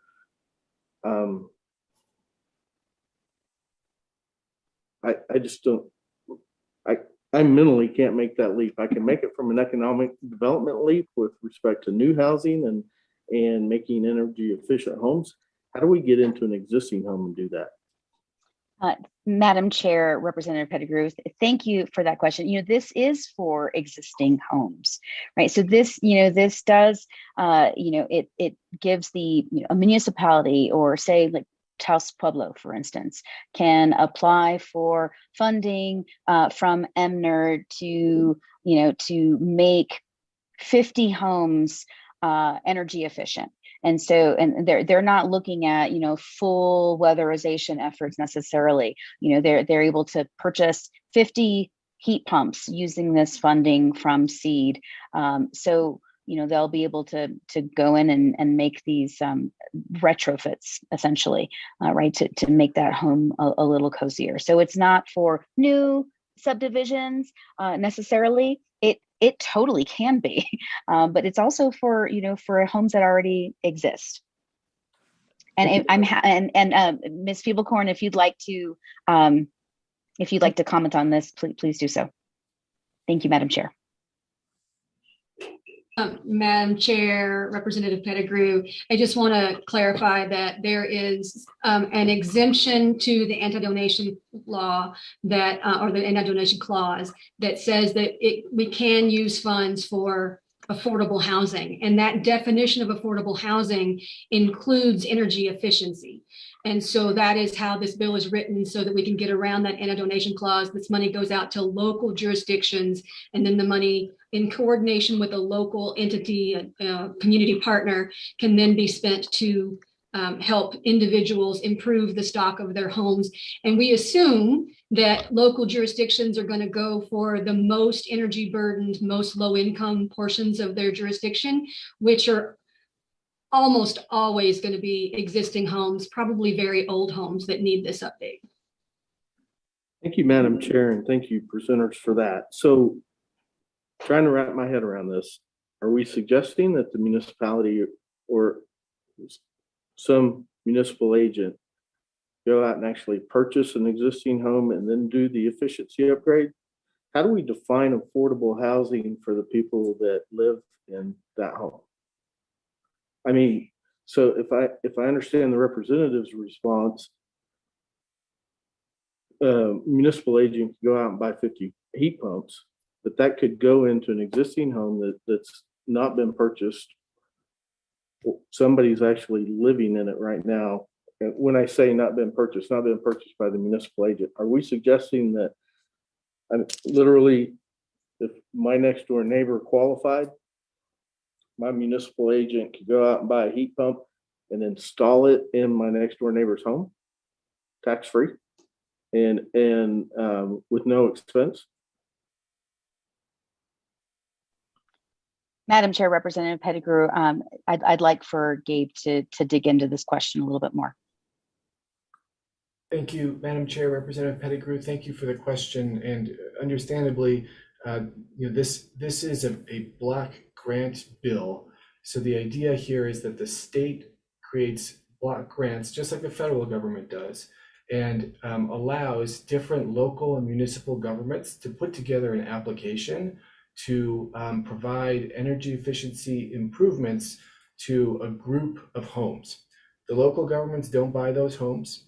The local governments have to meet specific, they're going to be evaluated on their applications based on specific considerations that are in the bill on page 12, section 6.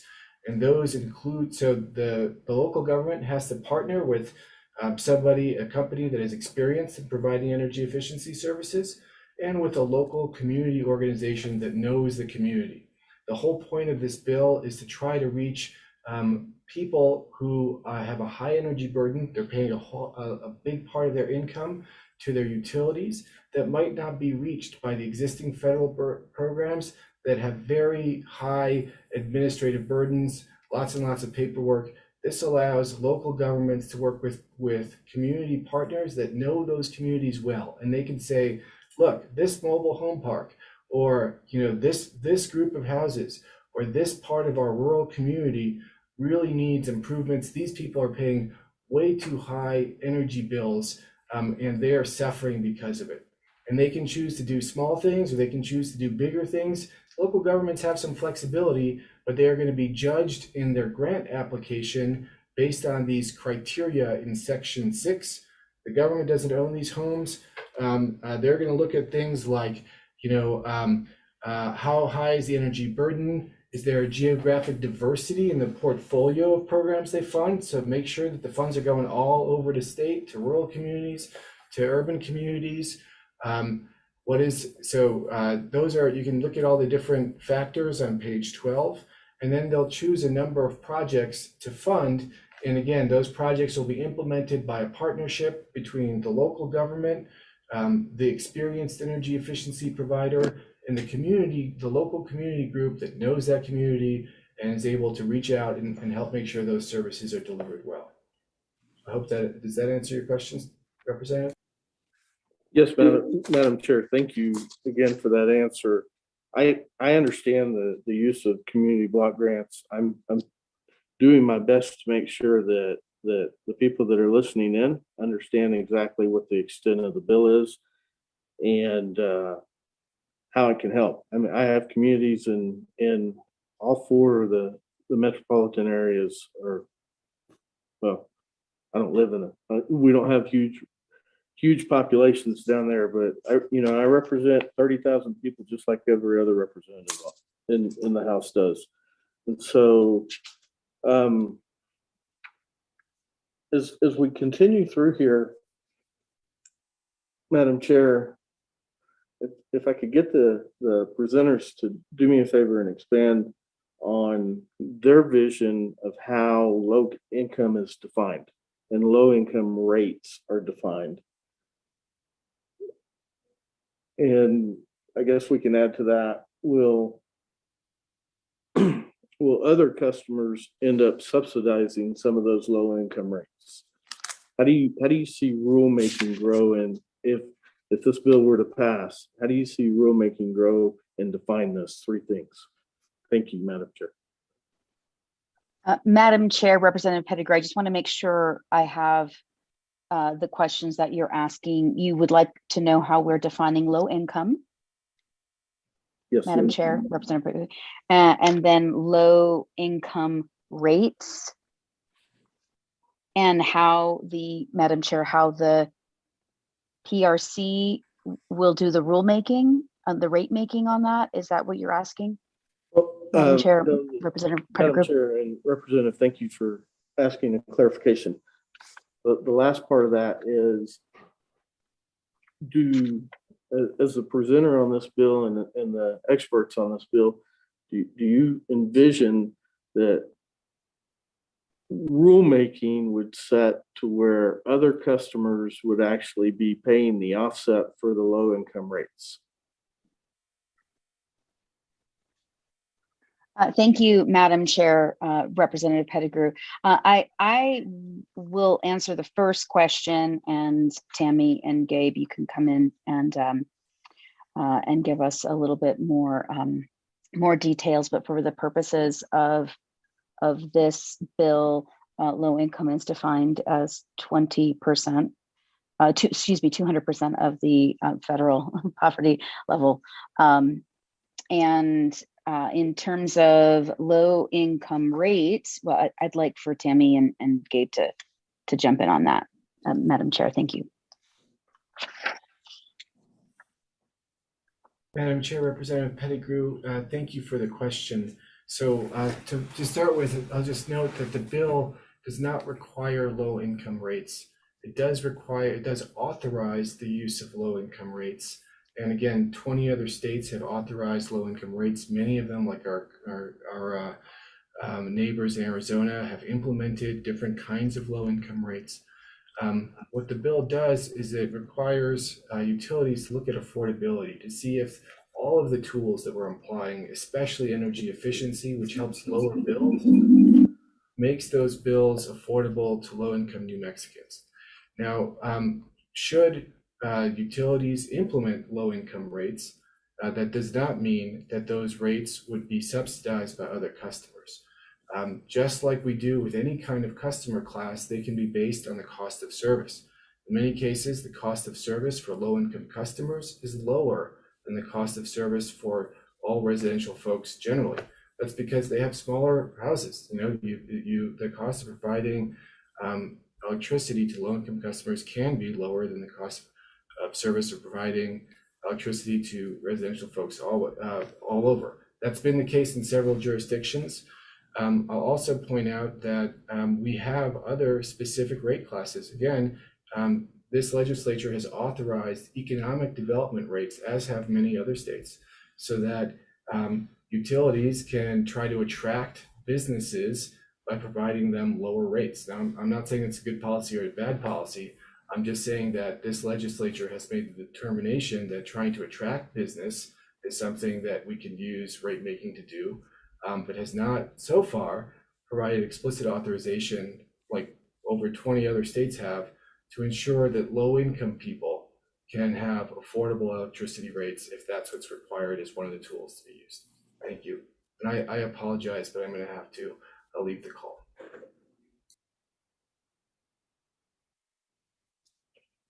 Thank you, Madam Chair. Thank you, presenters, for those responses. Madam Chair, the representative referenced 200% of the federal poverty level. Can you give me an example of what that would be for a married family of 4?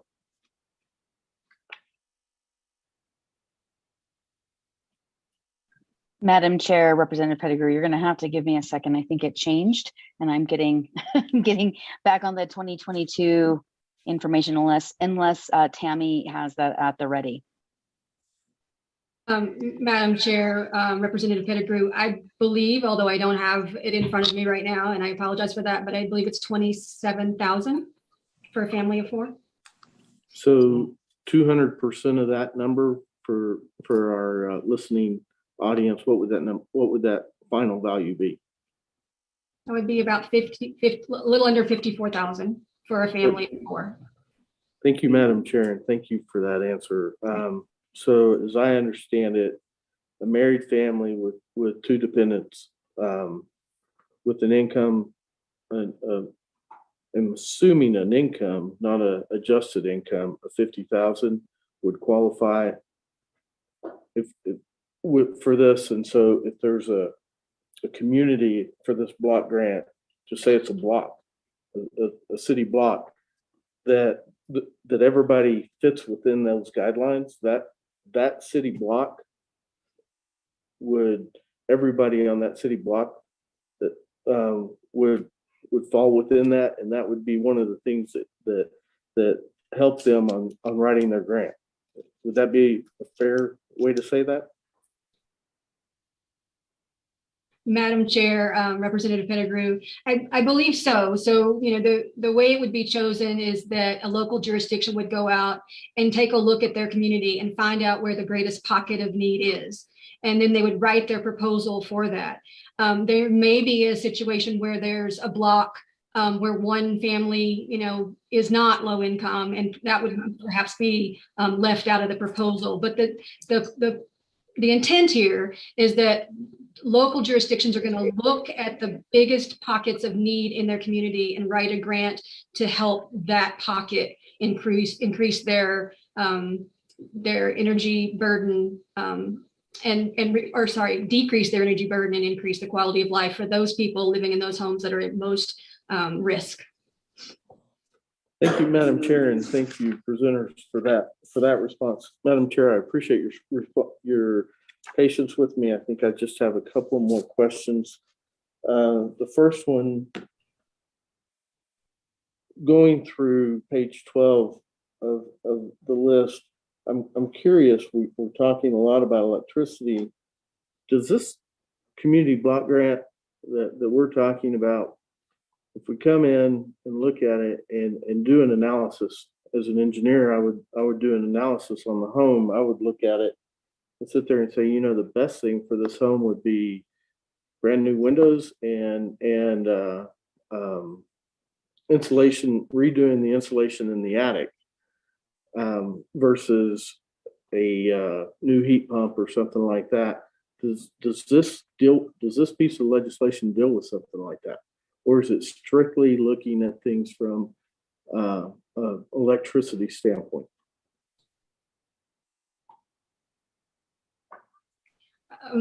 Madam Chair, Representative Pettigrew, yes, this bill is designed. Oh, I'm sorry if that's me. this bill is designed to allow for that tailoring for the individual communities. So one community might look at their most energy burdened area and say, these are, all really old homes. They all have, a 50-year-old HVAC system. And so what we really want to do for them is get them a new heat pump. Another community might look at their biggest pocket of energy burden and say, these homes all just need insulation. And so they could do insulation for all of those. It's really designed to be tailored to the individual needs of the community. Thank you, Madam Chair, and thank you for that answer. And so,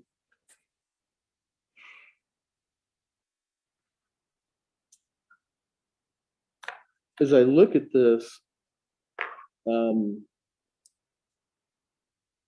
I can get behind sections 1 through 7 of this bill. There's things inside of here. I have no issue with that. I have communities of areas within my district that could really use this.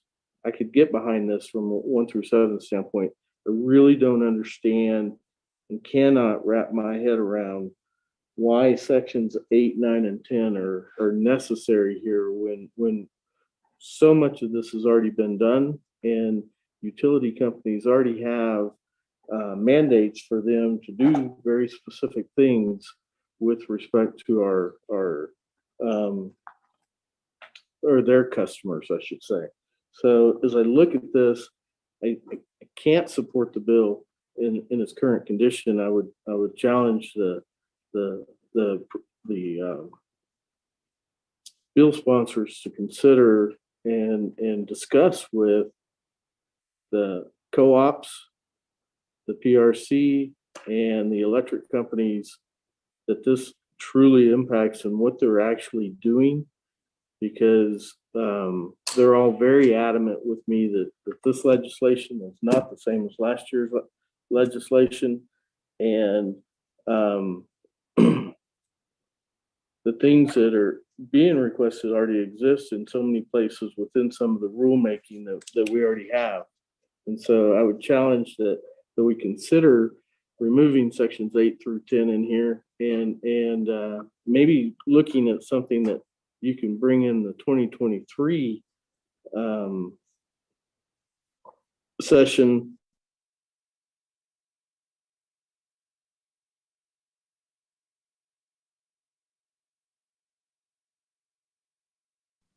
My computer just died. I apologize. So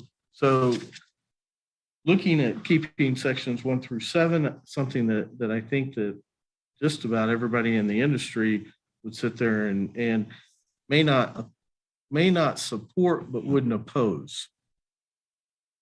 And then work with industry on sections 8 through 10. When I say industry, I'm also talking about the PRC. And so work with them on sections 8 through 10 through the interim, and then bring a piece of legislation that with respect to what Representative Lord said earlier, that you have that support of those people that are ultimately the ones that have to be and that will be required to perform the work. And none of them are opposed to concepts. They're completely opposed. In my opinion, the way I read in my conversations, they're opposed to those sections for very specific reasons, and the fact that they weren't allowed to be part of assisting with this legislation.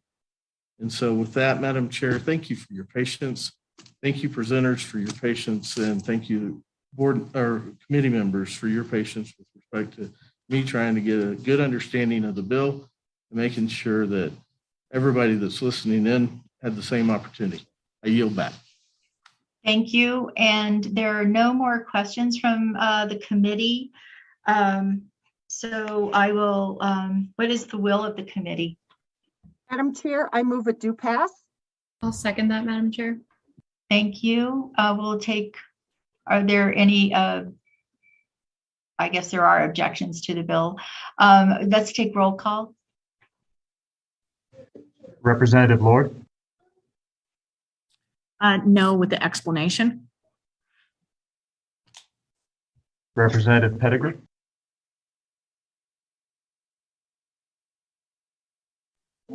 Representative Pettigrew. No, and my explanation was given in my closing. So thank you very much. Representative Thompson. Yeah. Vice Chair Romero. Yes. Madam Chair Ferrari. Yes. So 3-2, it passes. Okay, thank you. So House Bill 37 has a due pass with a 3-2 vote. So congratulations and good luck on your next committee. Thank you. Thank you, Madam Chair. If I can get back. Oh, I'm sorry. I forgot to have Representative Lord give her explanation. I apologize. Thank you so much. Just so everybody knows, I'm completely on board with the concept of helping people. I just think this bill needs some more work and some working with the PRC and other energy associations. But I hope that this bill comes back the next time with a little bit of fixing and tweaking and cooperation with other energy companies. But other than that, I would be on board with this bill. Thank you. Thank you. Okay, thank you. Thank you. And thank you, Madam Chair. Thank you for being with us, Representative Roybal Caballero. So our next bill is House Bill 65.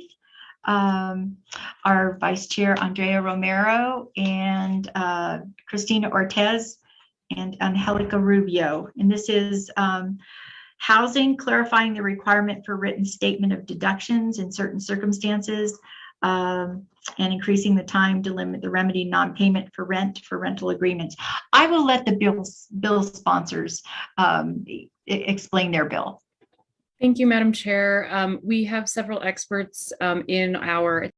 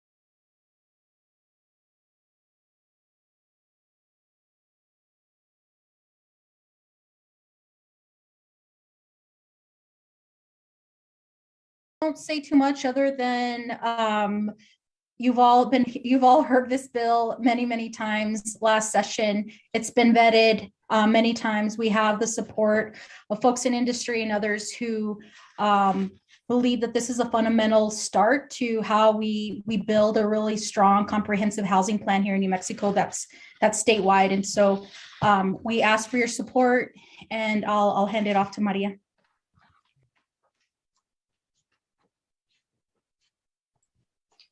Thank you, Representative Rubio, Representative Romero. Good afternoon, Madam Chair and members of the committee. Thank you for allowing me to speak to you all today. As the representative said, this bill is really about expanding and balancing the rights of tenants and landlords in New Mexico. As many of you know, our state was already in a housing crisis prior to the onset of the COVID-19 pandemic.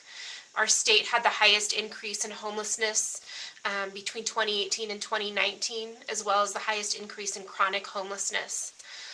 We also know that close to half of all New Mexico renters are cost burdened, meaning they pay more than 30% of their income on housing.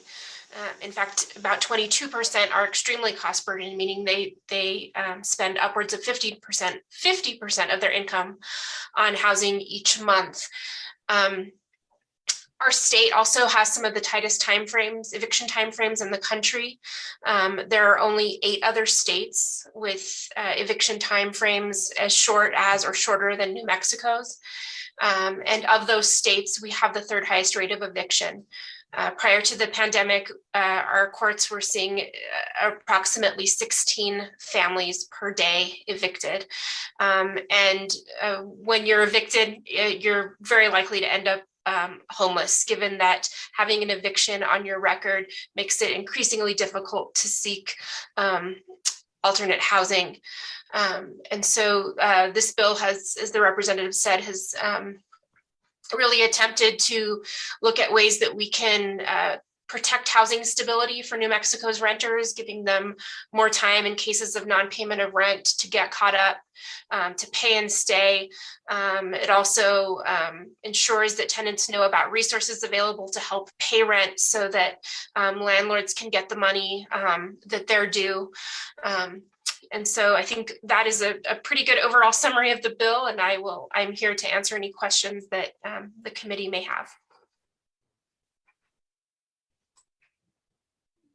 Thank you, Madam Chair. With that, we'll go ahead and go to public comment or whatever you'd like to do next. Okay, thank you. First, we'll poll the audience. If you will look to take the poll in favor or in opposition.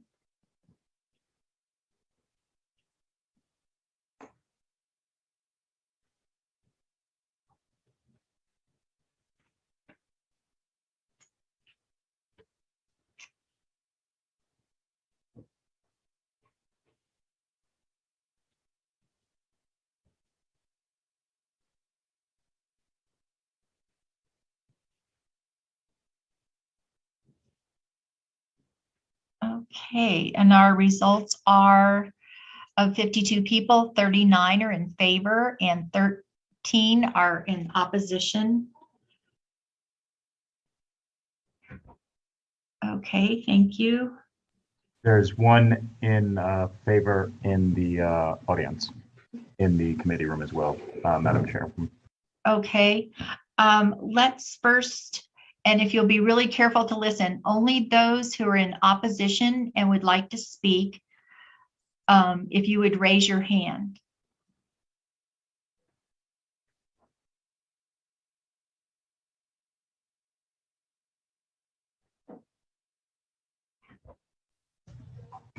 Shall I begin calling them, Madam Chair? Yes, and how many are there? There are 2. 2, okay, great. First, Aiden Hedrick.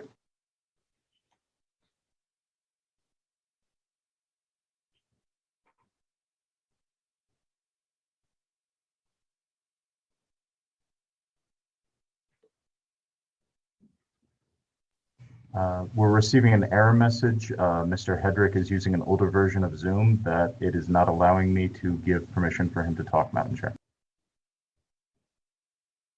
Okay, perhaps he can put something in the chat. We can also get the phone number to them as well. That's a great idea.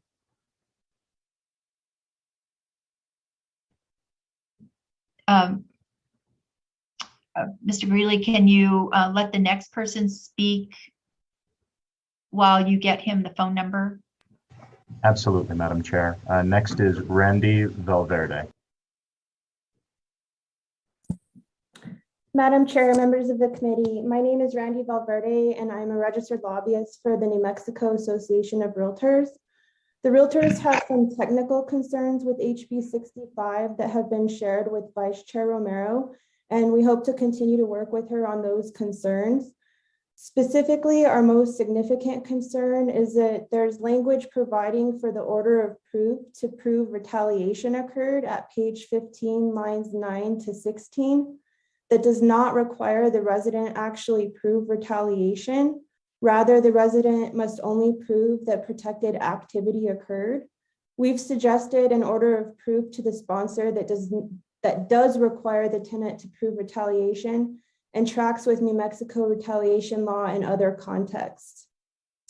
Another concern that we have is at page 14, lines 11 to 14, that allows for complaints to gas, electric, or water utilities to be considered as a protected activity. However, the owner may not be aware of these types of complaints, and this is especially concerning given that the order of proof does not require the tenant to prove retaliation for that protected activity. Finally, on page 19, lines 17 to 18, there's language that allows the resident to make a first partial payment within 5 days of filing an appeal. And there's no other mention or definition of partial payment. So it's unclear if a partial payment— I'm sorry, ma'am, your time has elapsed.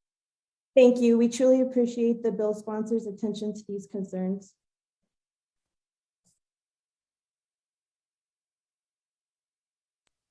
The previous gentleman has logged out of the Zoom and not logged back in, Madam Chair. And that was the final person who raised their hand against. Okay, thank you. Let's go now. If you are in support and would like to speak, if you will raise your hand.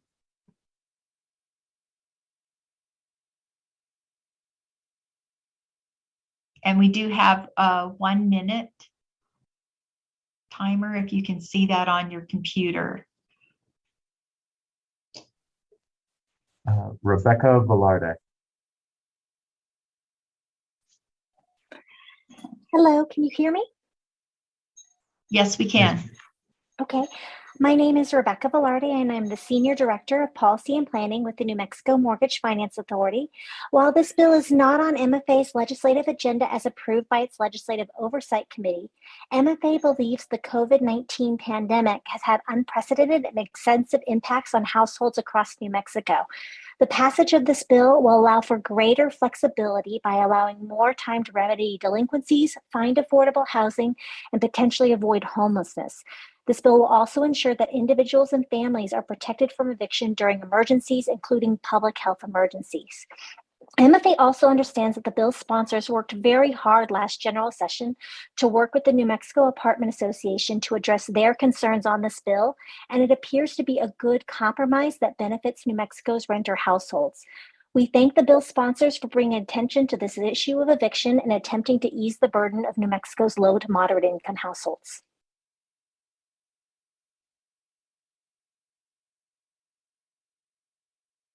Nicole Olanovich. Chairwoman and members of the committee, my name is Nicole Alanovich, and I'm the Administrative Director with the Adelante Progressive Caucus and a member organizer with OLE New Mexico. As earlier, I spoke that I was a homeowner, but I want to explain why.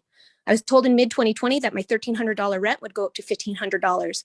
I am 100% disabled veteran, and my partner took a job cut during the pandemic at Express Scripts.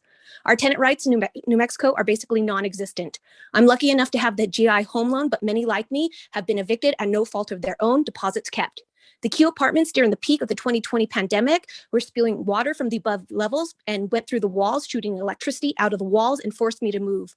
Not only did they not return my deposit, they tried to bill me for the remaining contract, though 6 inches of water was on the ground and they did not deem that an emergency. Many on my same first level were subjected to this and paid the price to find safe housing. This bill starts to grant renters rights we deserve in a state that is open for business and needs to be open for the people, and renters deserve rights. For those above reasons, I ask that you please vote yes on this bill. Thank you.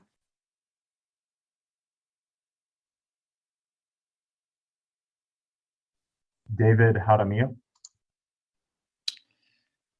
Yes, can you hear me? Yes. Madam Chair, members of the committee, David Jaramillo. I'm a registered lobbyist with the city of Albuquerque.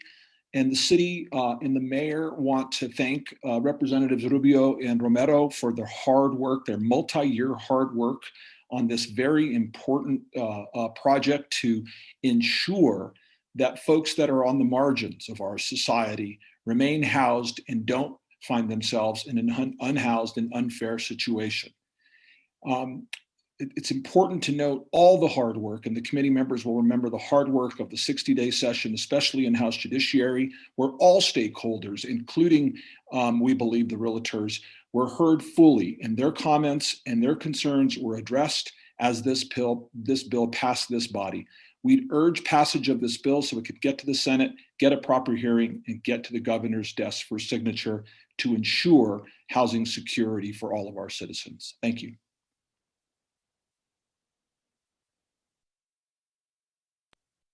Donna Orgeron. Okay. Hello, Donna Orgeron with OLE. Can you hear me? Ma'am. Hello? Yes, ma'am.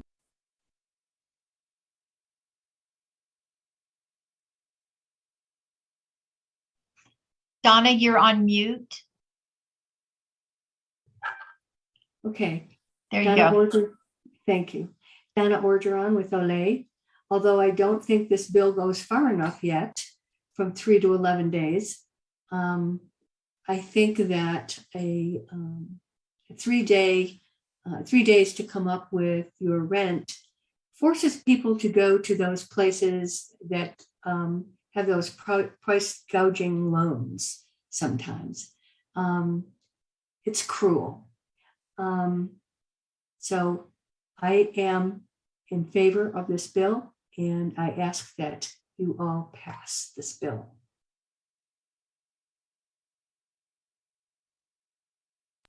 Randy Trainer. Madam Chair, Randy Trainer with the New Mexico Apartment Association. House Bill 65 represents the compromise reached last session on House Bill 111. We worked very hard on that, and House Bill 65 represents the agreements that were reached. So the Apartment Association of New Mexico supports this compromise. Thank you.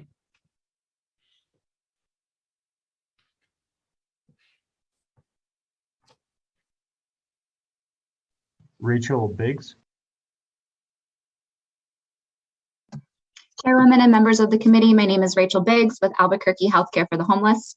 Immediate action is needed to ensure New Mexicans can maintain housing and landlords can access available rental assistance funds to address rent backlogs.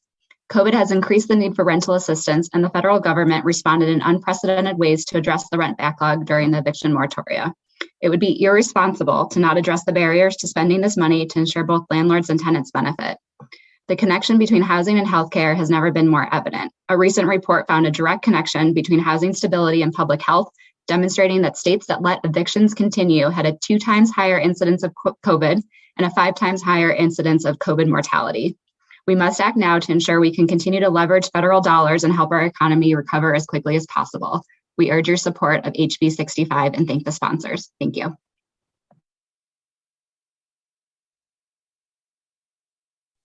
Daniel Werwa.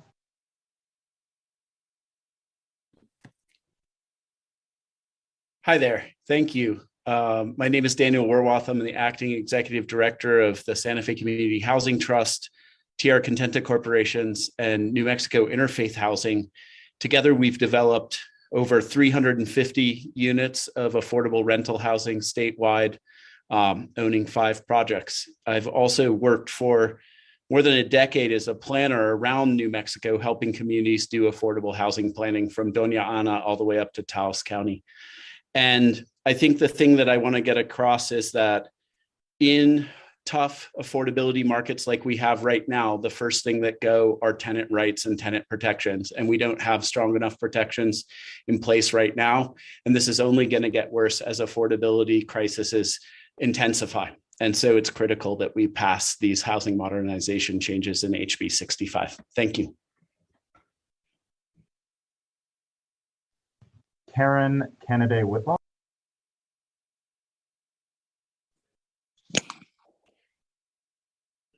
Hi, this is Karen Whitlock with the National Association of Social Workers, New Mexico chapter, excuse me. And for all the reasons stated, and not to waste too much time, we are in strong support of this bill. Thank you very much. Deanna Creighton. Hi, my name is Deanna Creighton with ABC Community School Partnership and a small housing nonprofit named Amparo. I speak in support of this bill. The extension of timeframes and the balancing of tenant protections in this bill are important to address the systemic flow of people into homelessness. It allows for more realistic timeframes in applying for rental assistance. It's a critical step for our housing continuum to develop better systems to intervene before people are evicted. As people slip from housing insecurity into homelessness, it becomes exponentially more difficult to recover, which we see every day with children and families in schools who are facing homelessness, housing instability, and eviction. This is sound legislation. It has been well vetted, as mentioned before, with local groups, including the New Mexico Apartment Association, who did just speak in favor, and it will support development of systems that increase community stability throughout all New Mexico. Thank you for the opportunity to speak in support of this bill.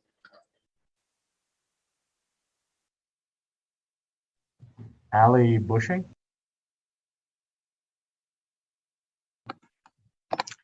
Hello, thank you, Madam Chair and members of the committee for the opportunity to speak today, and to Representatives Romero and Rubio for introducing this bill again this session. My name is Allie Bushing with Albuquerque Healthcare for the Homeless, and I'd like to express my strong support for HB 65.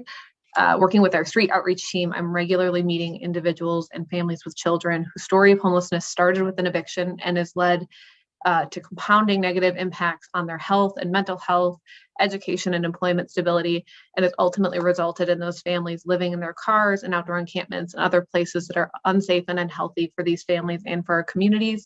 Eviction is a huge driver of homelessness in Albuquerque, with as many as 42% of New Mexican families currently at risk of eviction, and just want to urge everyone to make sure that we are supporting HB 65 and allowing all New Mexicans to be able to take advantage of the robust rental assistance and eviction moratorium policies that have already been put in place, and create lasting solutions.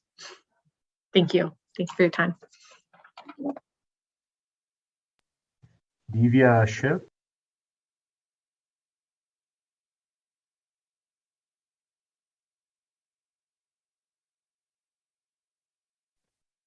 Hi, can you hear me? Yes, ma'am. Good afternoon, Madam Chair and members of the committee. My name is Divya Shiv with New Mexico Voices for Children, and I'm here in support of House Bill 65. I first want to thank the sponsors for their time and commitment to this bill. No family should have to face the prospect of housing instability and homelessness, especially during a pandemic. This bill is essential to increasing housing stability in New Mexico and making sure that families who rent can stay securely housed. In addition, lengthening the eviction timeline is critical to making sure that families have the time to access rental assistance after receiving an eviction notice, given how short New Mexico's eviction timeline is. We strongly urge your support for House Bill 65. Thank you for your time.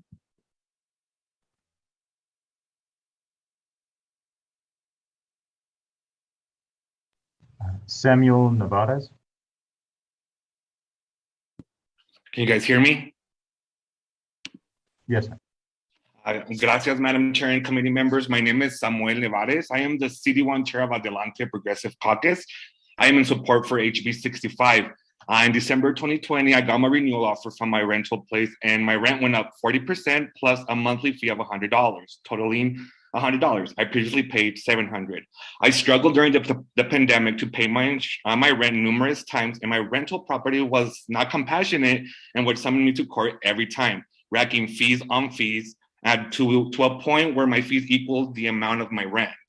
They knew they couldn't evict me, and they still did this during the pandemic.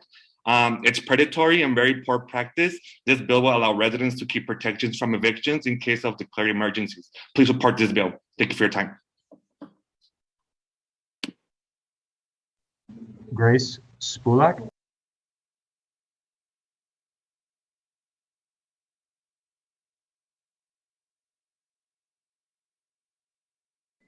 Good afternoon, Madam Chair, members of the committee. My name is Grace Spulak. I'm the director of the New Mexico Commission on Access to Justice with the Administrative Office of the Courts. And the commission supports the extensions of the notice and hearing timelines in this bill. This will give courts more flexibility to hear these cases and will also give landlords and tenants more opportunity to access federal rental assistance money if that's appropriate for them, and also to participate in the Administrative Office of the Court's new eviction prevention and diversion program that will begin statewide in March of this year and will be beginning February 1st in Curry and Roosevelt counties. Thank you, members of the committee and Madam Chair.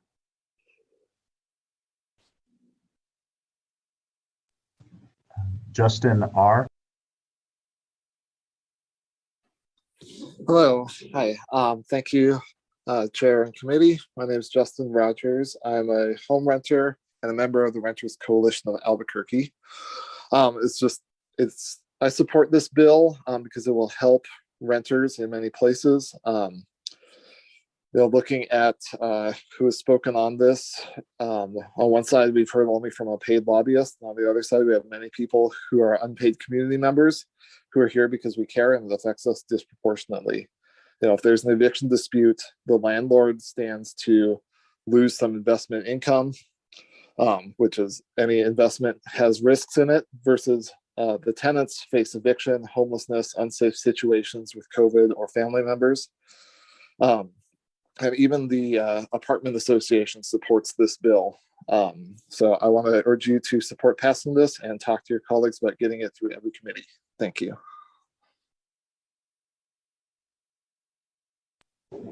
Kurt Rager. Good afternoon, Madam Chair and members of the committee. My name is Kurt Rager, and I'm the Director of Lutheran Advocacy Ministry, New Mexico. We also advocate on behalf of the New Mexico Conference of Churches. I'm here today to state our strong support for HB 65. And I'll begin by stating again this year that we believe housing is a fundamental human right, and we support all policy that supports the creation of affordable housing, and in this case, the preservation of housing. We believe that our outdated Uniform Owner-Resident Relations Act is an example of poor public policy that contributes to homelessness.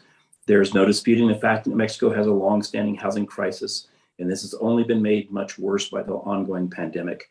HB 65 is one step that can help ease this crisis. I urge your support for HB 65, and I thank you for this opportunity to speak to you today.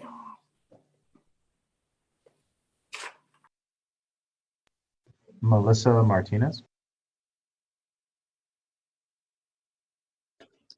Hello, my name is Melissa Martinez. I speak on behalf of OLE. I also speak on behalf of single mothers out there.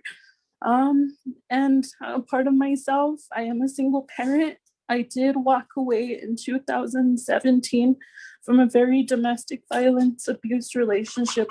That individual did support us, so it was hard to get on our feet. When my daughter was just 6 months old and my son was in utero, I'm asking for you guys to participate in considering this bill because it is important to women like me that are just trying to make a better future for our children, that don't believe that it is fair to pay higher amounts for rent when the landlords don't abide by the contracts or the agreements and sustainability in the house. My children are with me, and I hope that you can help me participate in their future. Thank you.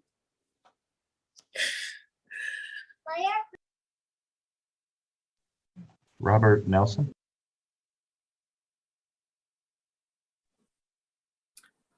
Good afternoon, Madam Chair and committee members. My name is Robert Blanqueta Nelson, and I'm a member of the Runners Coalition of Albuquerque. I am in strong support of HB 65, and as you heard in the previous comment, our folks need it here in our communities. Tenant protections are so critical now, more than ever in our state, and this would go a long way in bolstering housing stability for those that need it the most. Thank you to Representatives Rubio and Romero, and we urge your support of HB 65. Thank you and take care.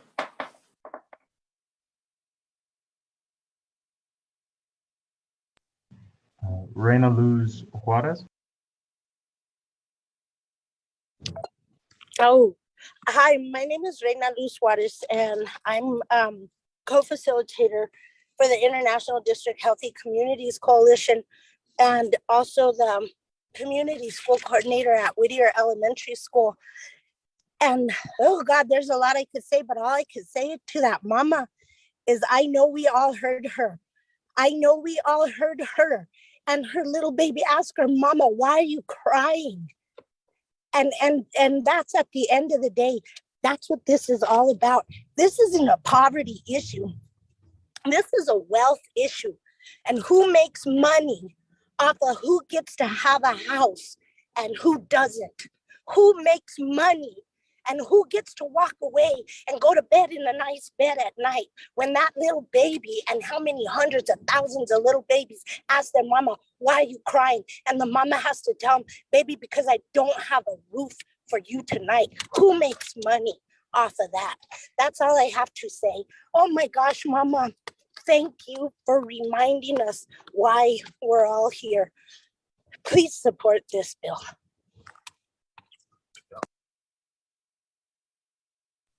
Meredith Macon. Yes,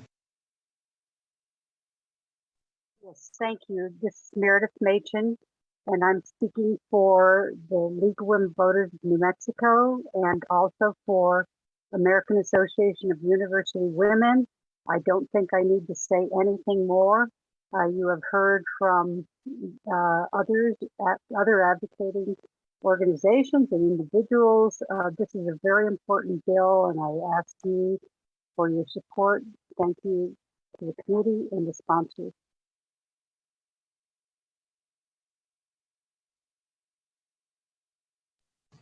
Serge Martinez. Good afternoon. My name is Serge Martinez. I am on the faculty at University of New Mexico School of Law, but I'm speaking today in my personal capacity. I'm also a director of Amparo, a nonprofit that works for housing stability and that believes that housing is a human right. I'm a lawyer who advocates for tenants, and I have seen how quickly the process can move and how hard it can be for tenants to get support in that short window. And this bill, by extending that timeline, incentivizes folks, landlords and tenants, to work together for solutions that keep people stably housed, that benefits all of us in so many, many ways. I want to express my appreciation to the sponsors and to the Apartment Association of New Mexico and other folks who have come together to the table to craft something that works for landlords and tenants in New Mexico. I strongly support this. Thank you. Demetria Burrell. Good afternoon. Thank you for having me. My name is Demetria Burrell. I'm speaking on behalf of the working poor. Housing in New Mexico, especially in Albuquerque, is so very, very difficult to come by and deal with because you get to choose between decent and affordable. You don't get both, and that is unfair. Resources to maintain your housing, they're so few and far between, and there's so many of us who are just doing the best we can to provide for our families, and rents continue to rise and wages don't. And it's not sustainable. If we're going to make a change for our children and for our society, please, please vote for this bill. Thank you.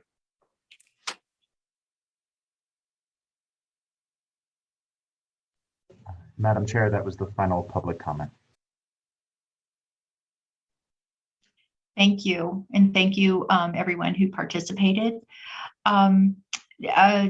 To the sponsors, would you like to say anything else before we went to the committee? I also just want to thank the commenters for calling in and talking about how serious this issue is for New Mexicans, and just my gratitude. And we'll go ahead to any questions the committee may have. Thank you, Madam Chair. Okay, first up we have Representative Lord.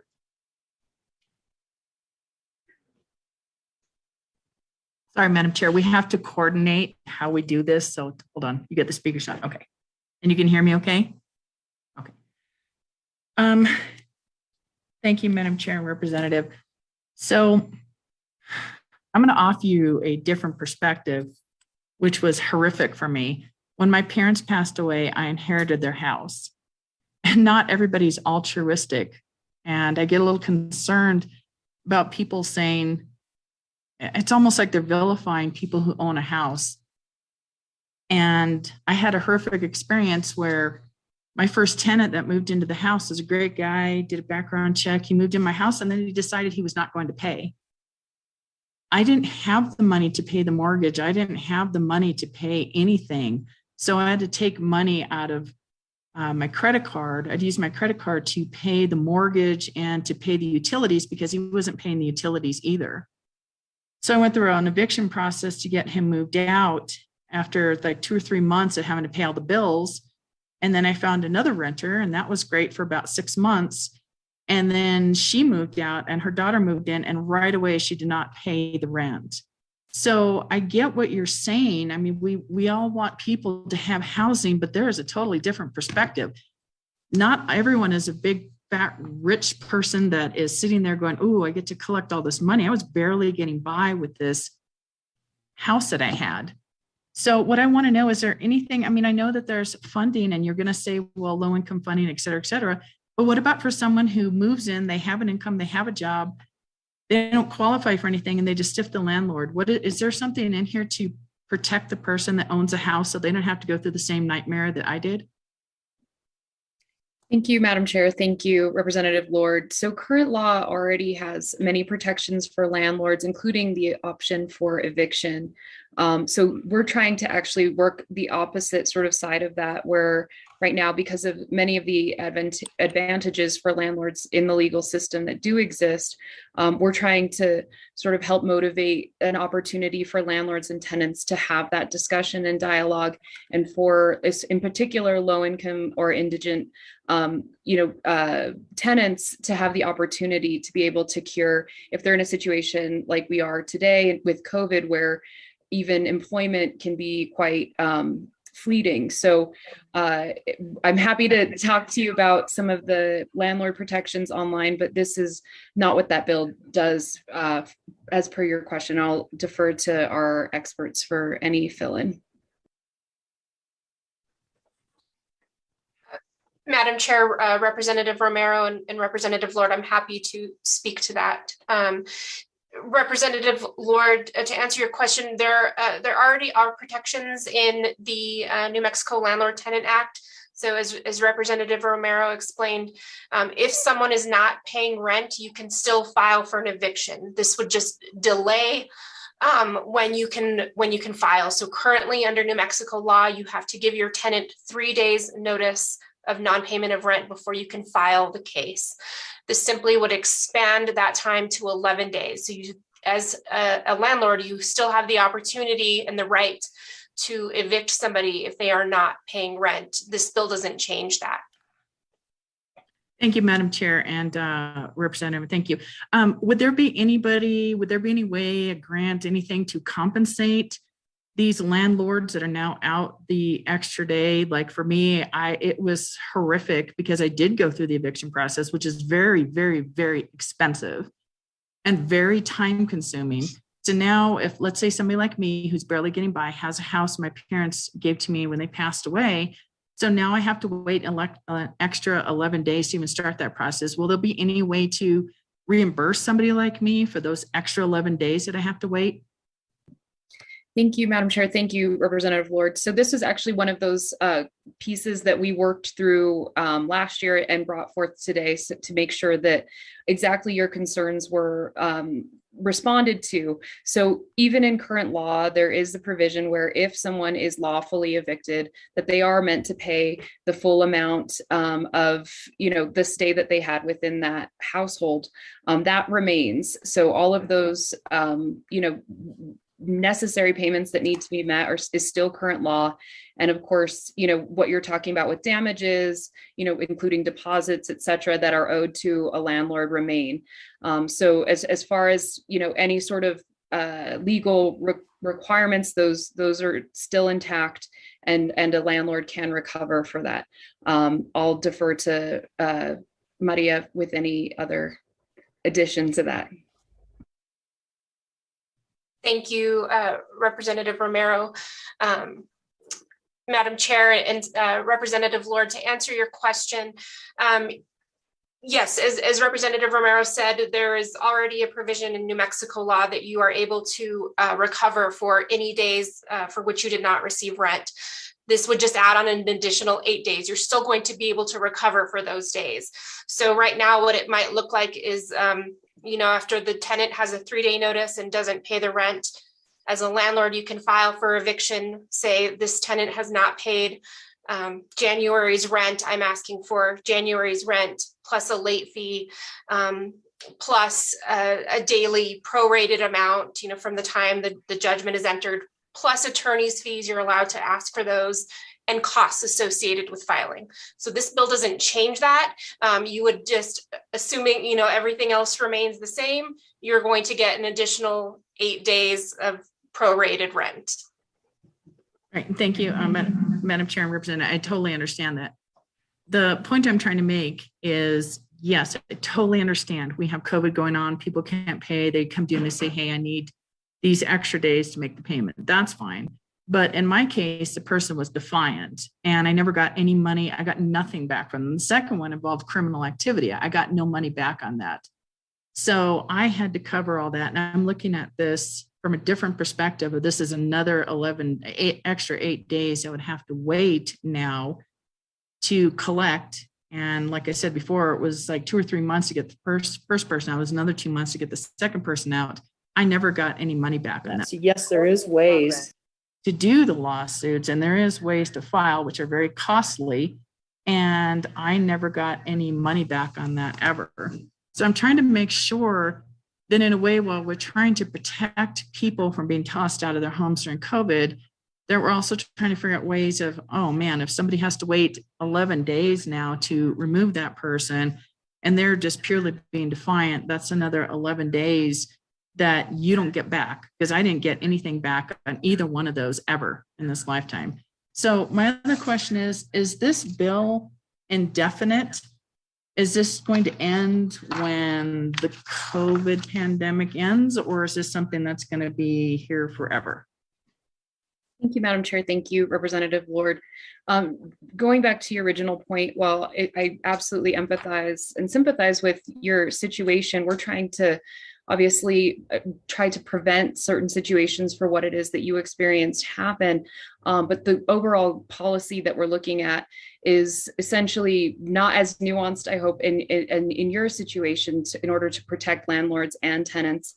To a lot of landlords as well, including, I think, the conversations that we had with the apartment association are very much in favor of this, because it is very difficult to find new tenants that are good, in particular for just lack of payment to be able to stay in a place. This doesn't prohibit a landlord from, of course, evicting someone who doesn't belong there, who is a poor tenant, not from means, but because they're mistreating the premises. So this would not, basically prevent any landlord from doing that. And your situation where you had illicit activity, that was, perfectly reasonable to evict someone. So this, is hoping to basically create a better relationship with landlords and tenants. Two, I'm sorry, your second question was about I forgot it. Can you go ahead and ask that again? Is it is this a permanent bill, or is this temporary during the pandemic? So Madam Chair, Representative Lord, we're changing current law. And I think what you're asking in particular is about an emergency situation where the governor has declared an emergency. So what we're clarifying in law is that if you have a current lease that's outstanding, this would basically prohibit a landlord from evicting you. And some of the testimony that we heard where folks were kicked out in the midst of a public health emergency and could not find new housing. So this prohibits landlords from doing that in the state of emergency. So right now we're in COVID. It's unpredictable what possibly could happen next, and we certainly don't want folks having to navigate finding a stable home during that public health or public emergency. So this just clarifies that their leases would be honored during that time. Thank you, Madam Chair, Representative. Sorry, I don't think I understood the answer to that. So after, let's say everything's over, done with, we no longer have the state of emergency, is this bill gone, or is this bill on the books permanently no matter what? I mean, yes. Is it only during a time of emergency, or is it all the time for any reason? Madam Chair, Representative Lord, we would be changing current law, so it would be in statute in perpetuity, hopefully, and only to improve upon in subsequent sessions. Thank you. That answered my question. That's all I have. I yield my time. Thank you.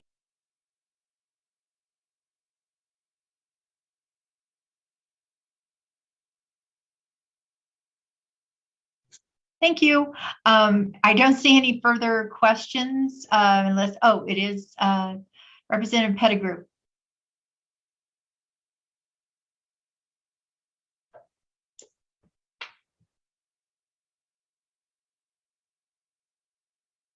Can you unmute yourself, Representative? Lovely. Thank you, Madam Chair, and thank you, presenters, for your time on this bill. I think, Madam Chair, my first question is probably just going to drive right to the point. For the presenters, how does this bill create balance? Madam Chair, Representative, can you go ahead and clarify what you mean by balance?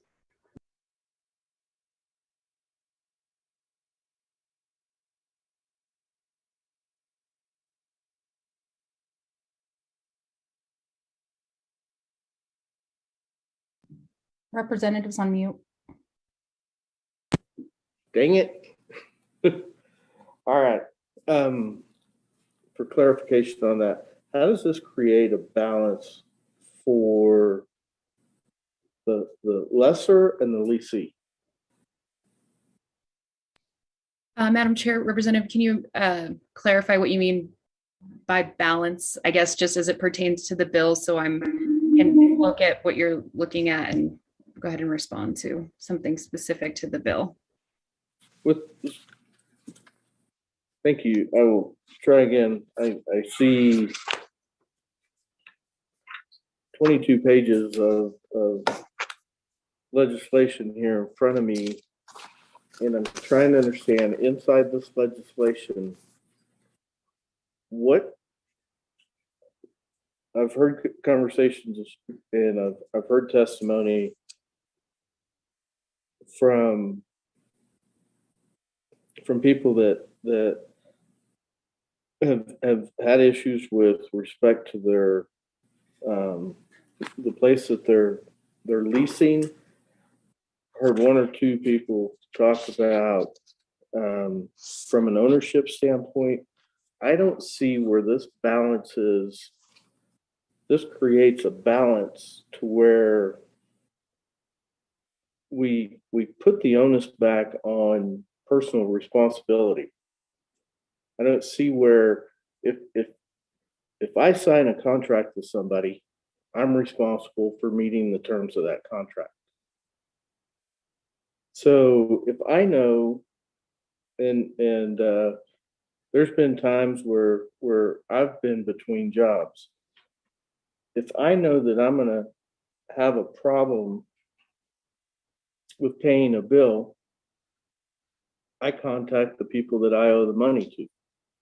That's my responsibility. I have the contract, be it my credit card, be it a utility, be it my landlord or my mortgage company, whatever it is. I contact them. I work through a payment system with them, and it becomes agreed upon.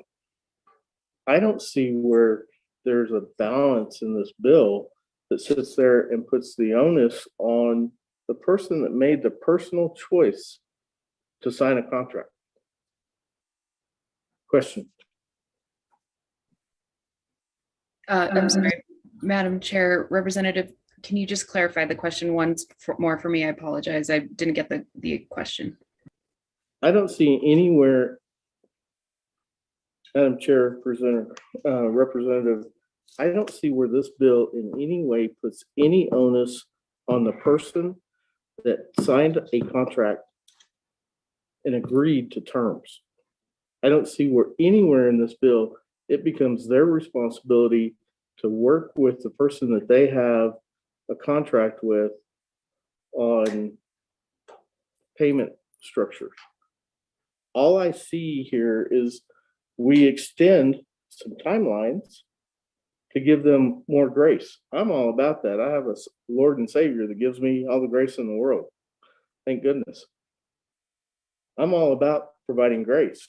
I'm just trying to understand where's the onus on the person that signed the contract.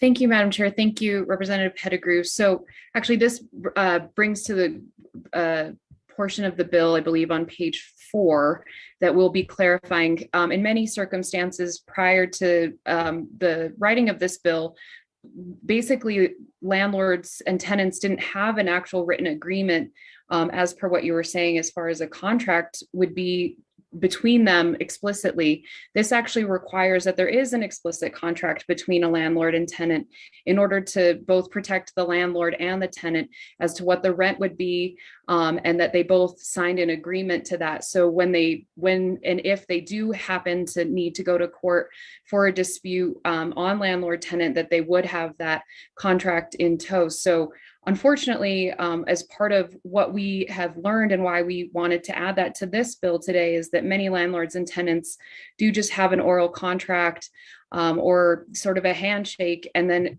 unfortunately, that does get folks into some dicey situations without having that actually written up and signed to. So we're actually clarifying that as far as that contract and what that would be. I hope that answers your question as far as some of the balance goes, but I hope that helps you understand that we're trying to protect both landlords and tenants in that regard. And I'll defer to our experts to clarify anything.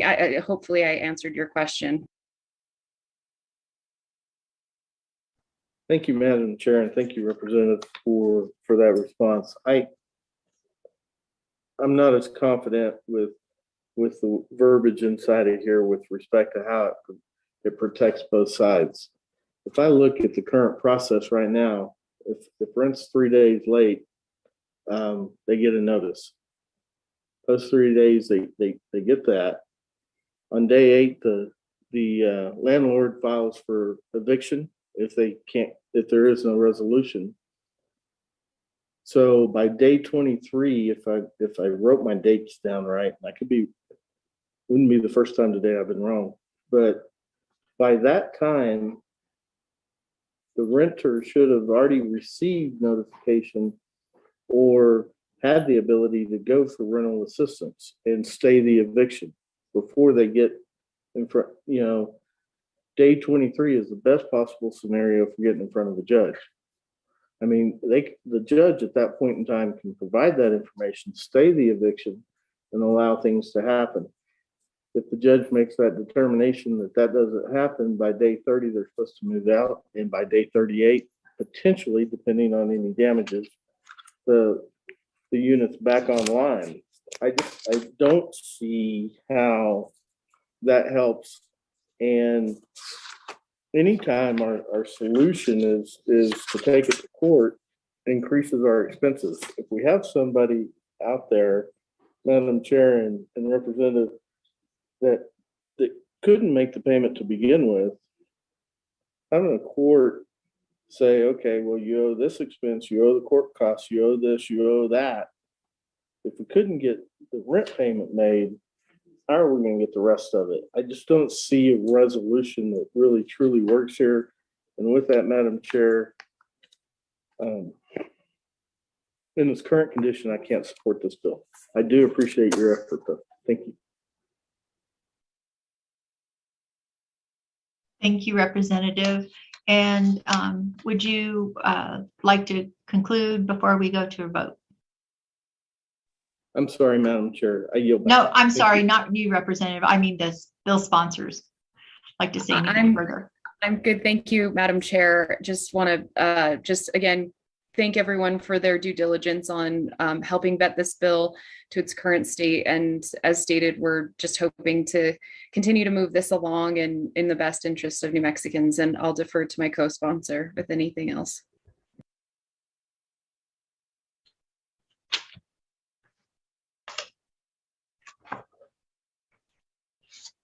Okay, I guess we're going to go to a vote. Okay. Well, I just wanted to add that this is so much needed, and it sounds like you worked with, all of the stakeholders involved, and I don't think we could have had any more personal testimony than the young mother, and then even the person who followed her, as how important this is, for homes, for security of having homes and a place to live. So thank you for bringing this forward. What is the will of the committee? Madam Chair, I move it do pass. And I will second that, Madam Chair. Thank you. So we have passed by Representative Thompson and a second by Representative Romero. Let's have roll call. Representative Lord. If we can skip over Representative Lord for a second, she stepped out to take a call. She'll be right back. Representative Pettigrew. No. Representative Thompson. Yes. Vice Chair Romero. Yes. Madam Chair Ferrari. Yes.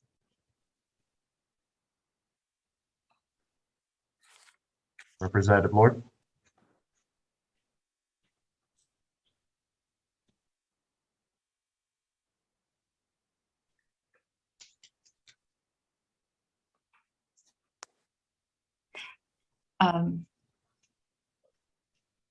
I hate to not have her vote, but Representative Pettigrew, can you let her know we're voting?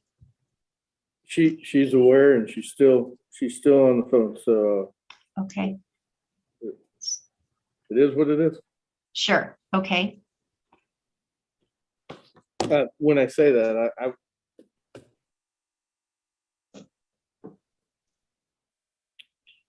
I'm going to assume we should close the vote. I don't know.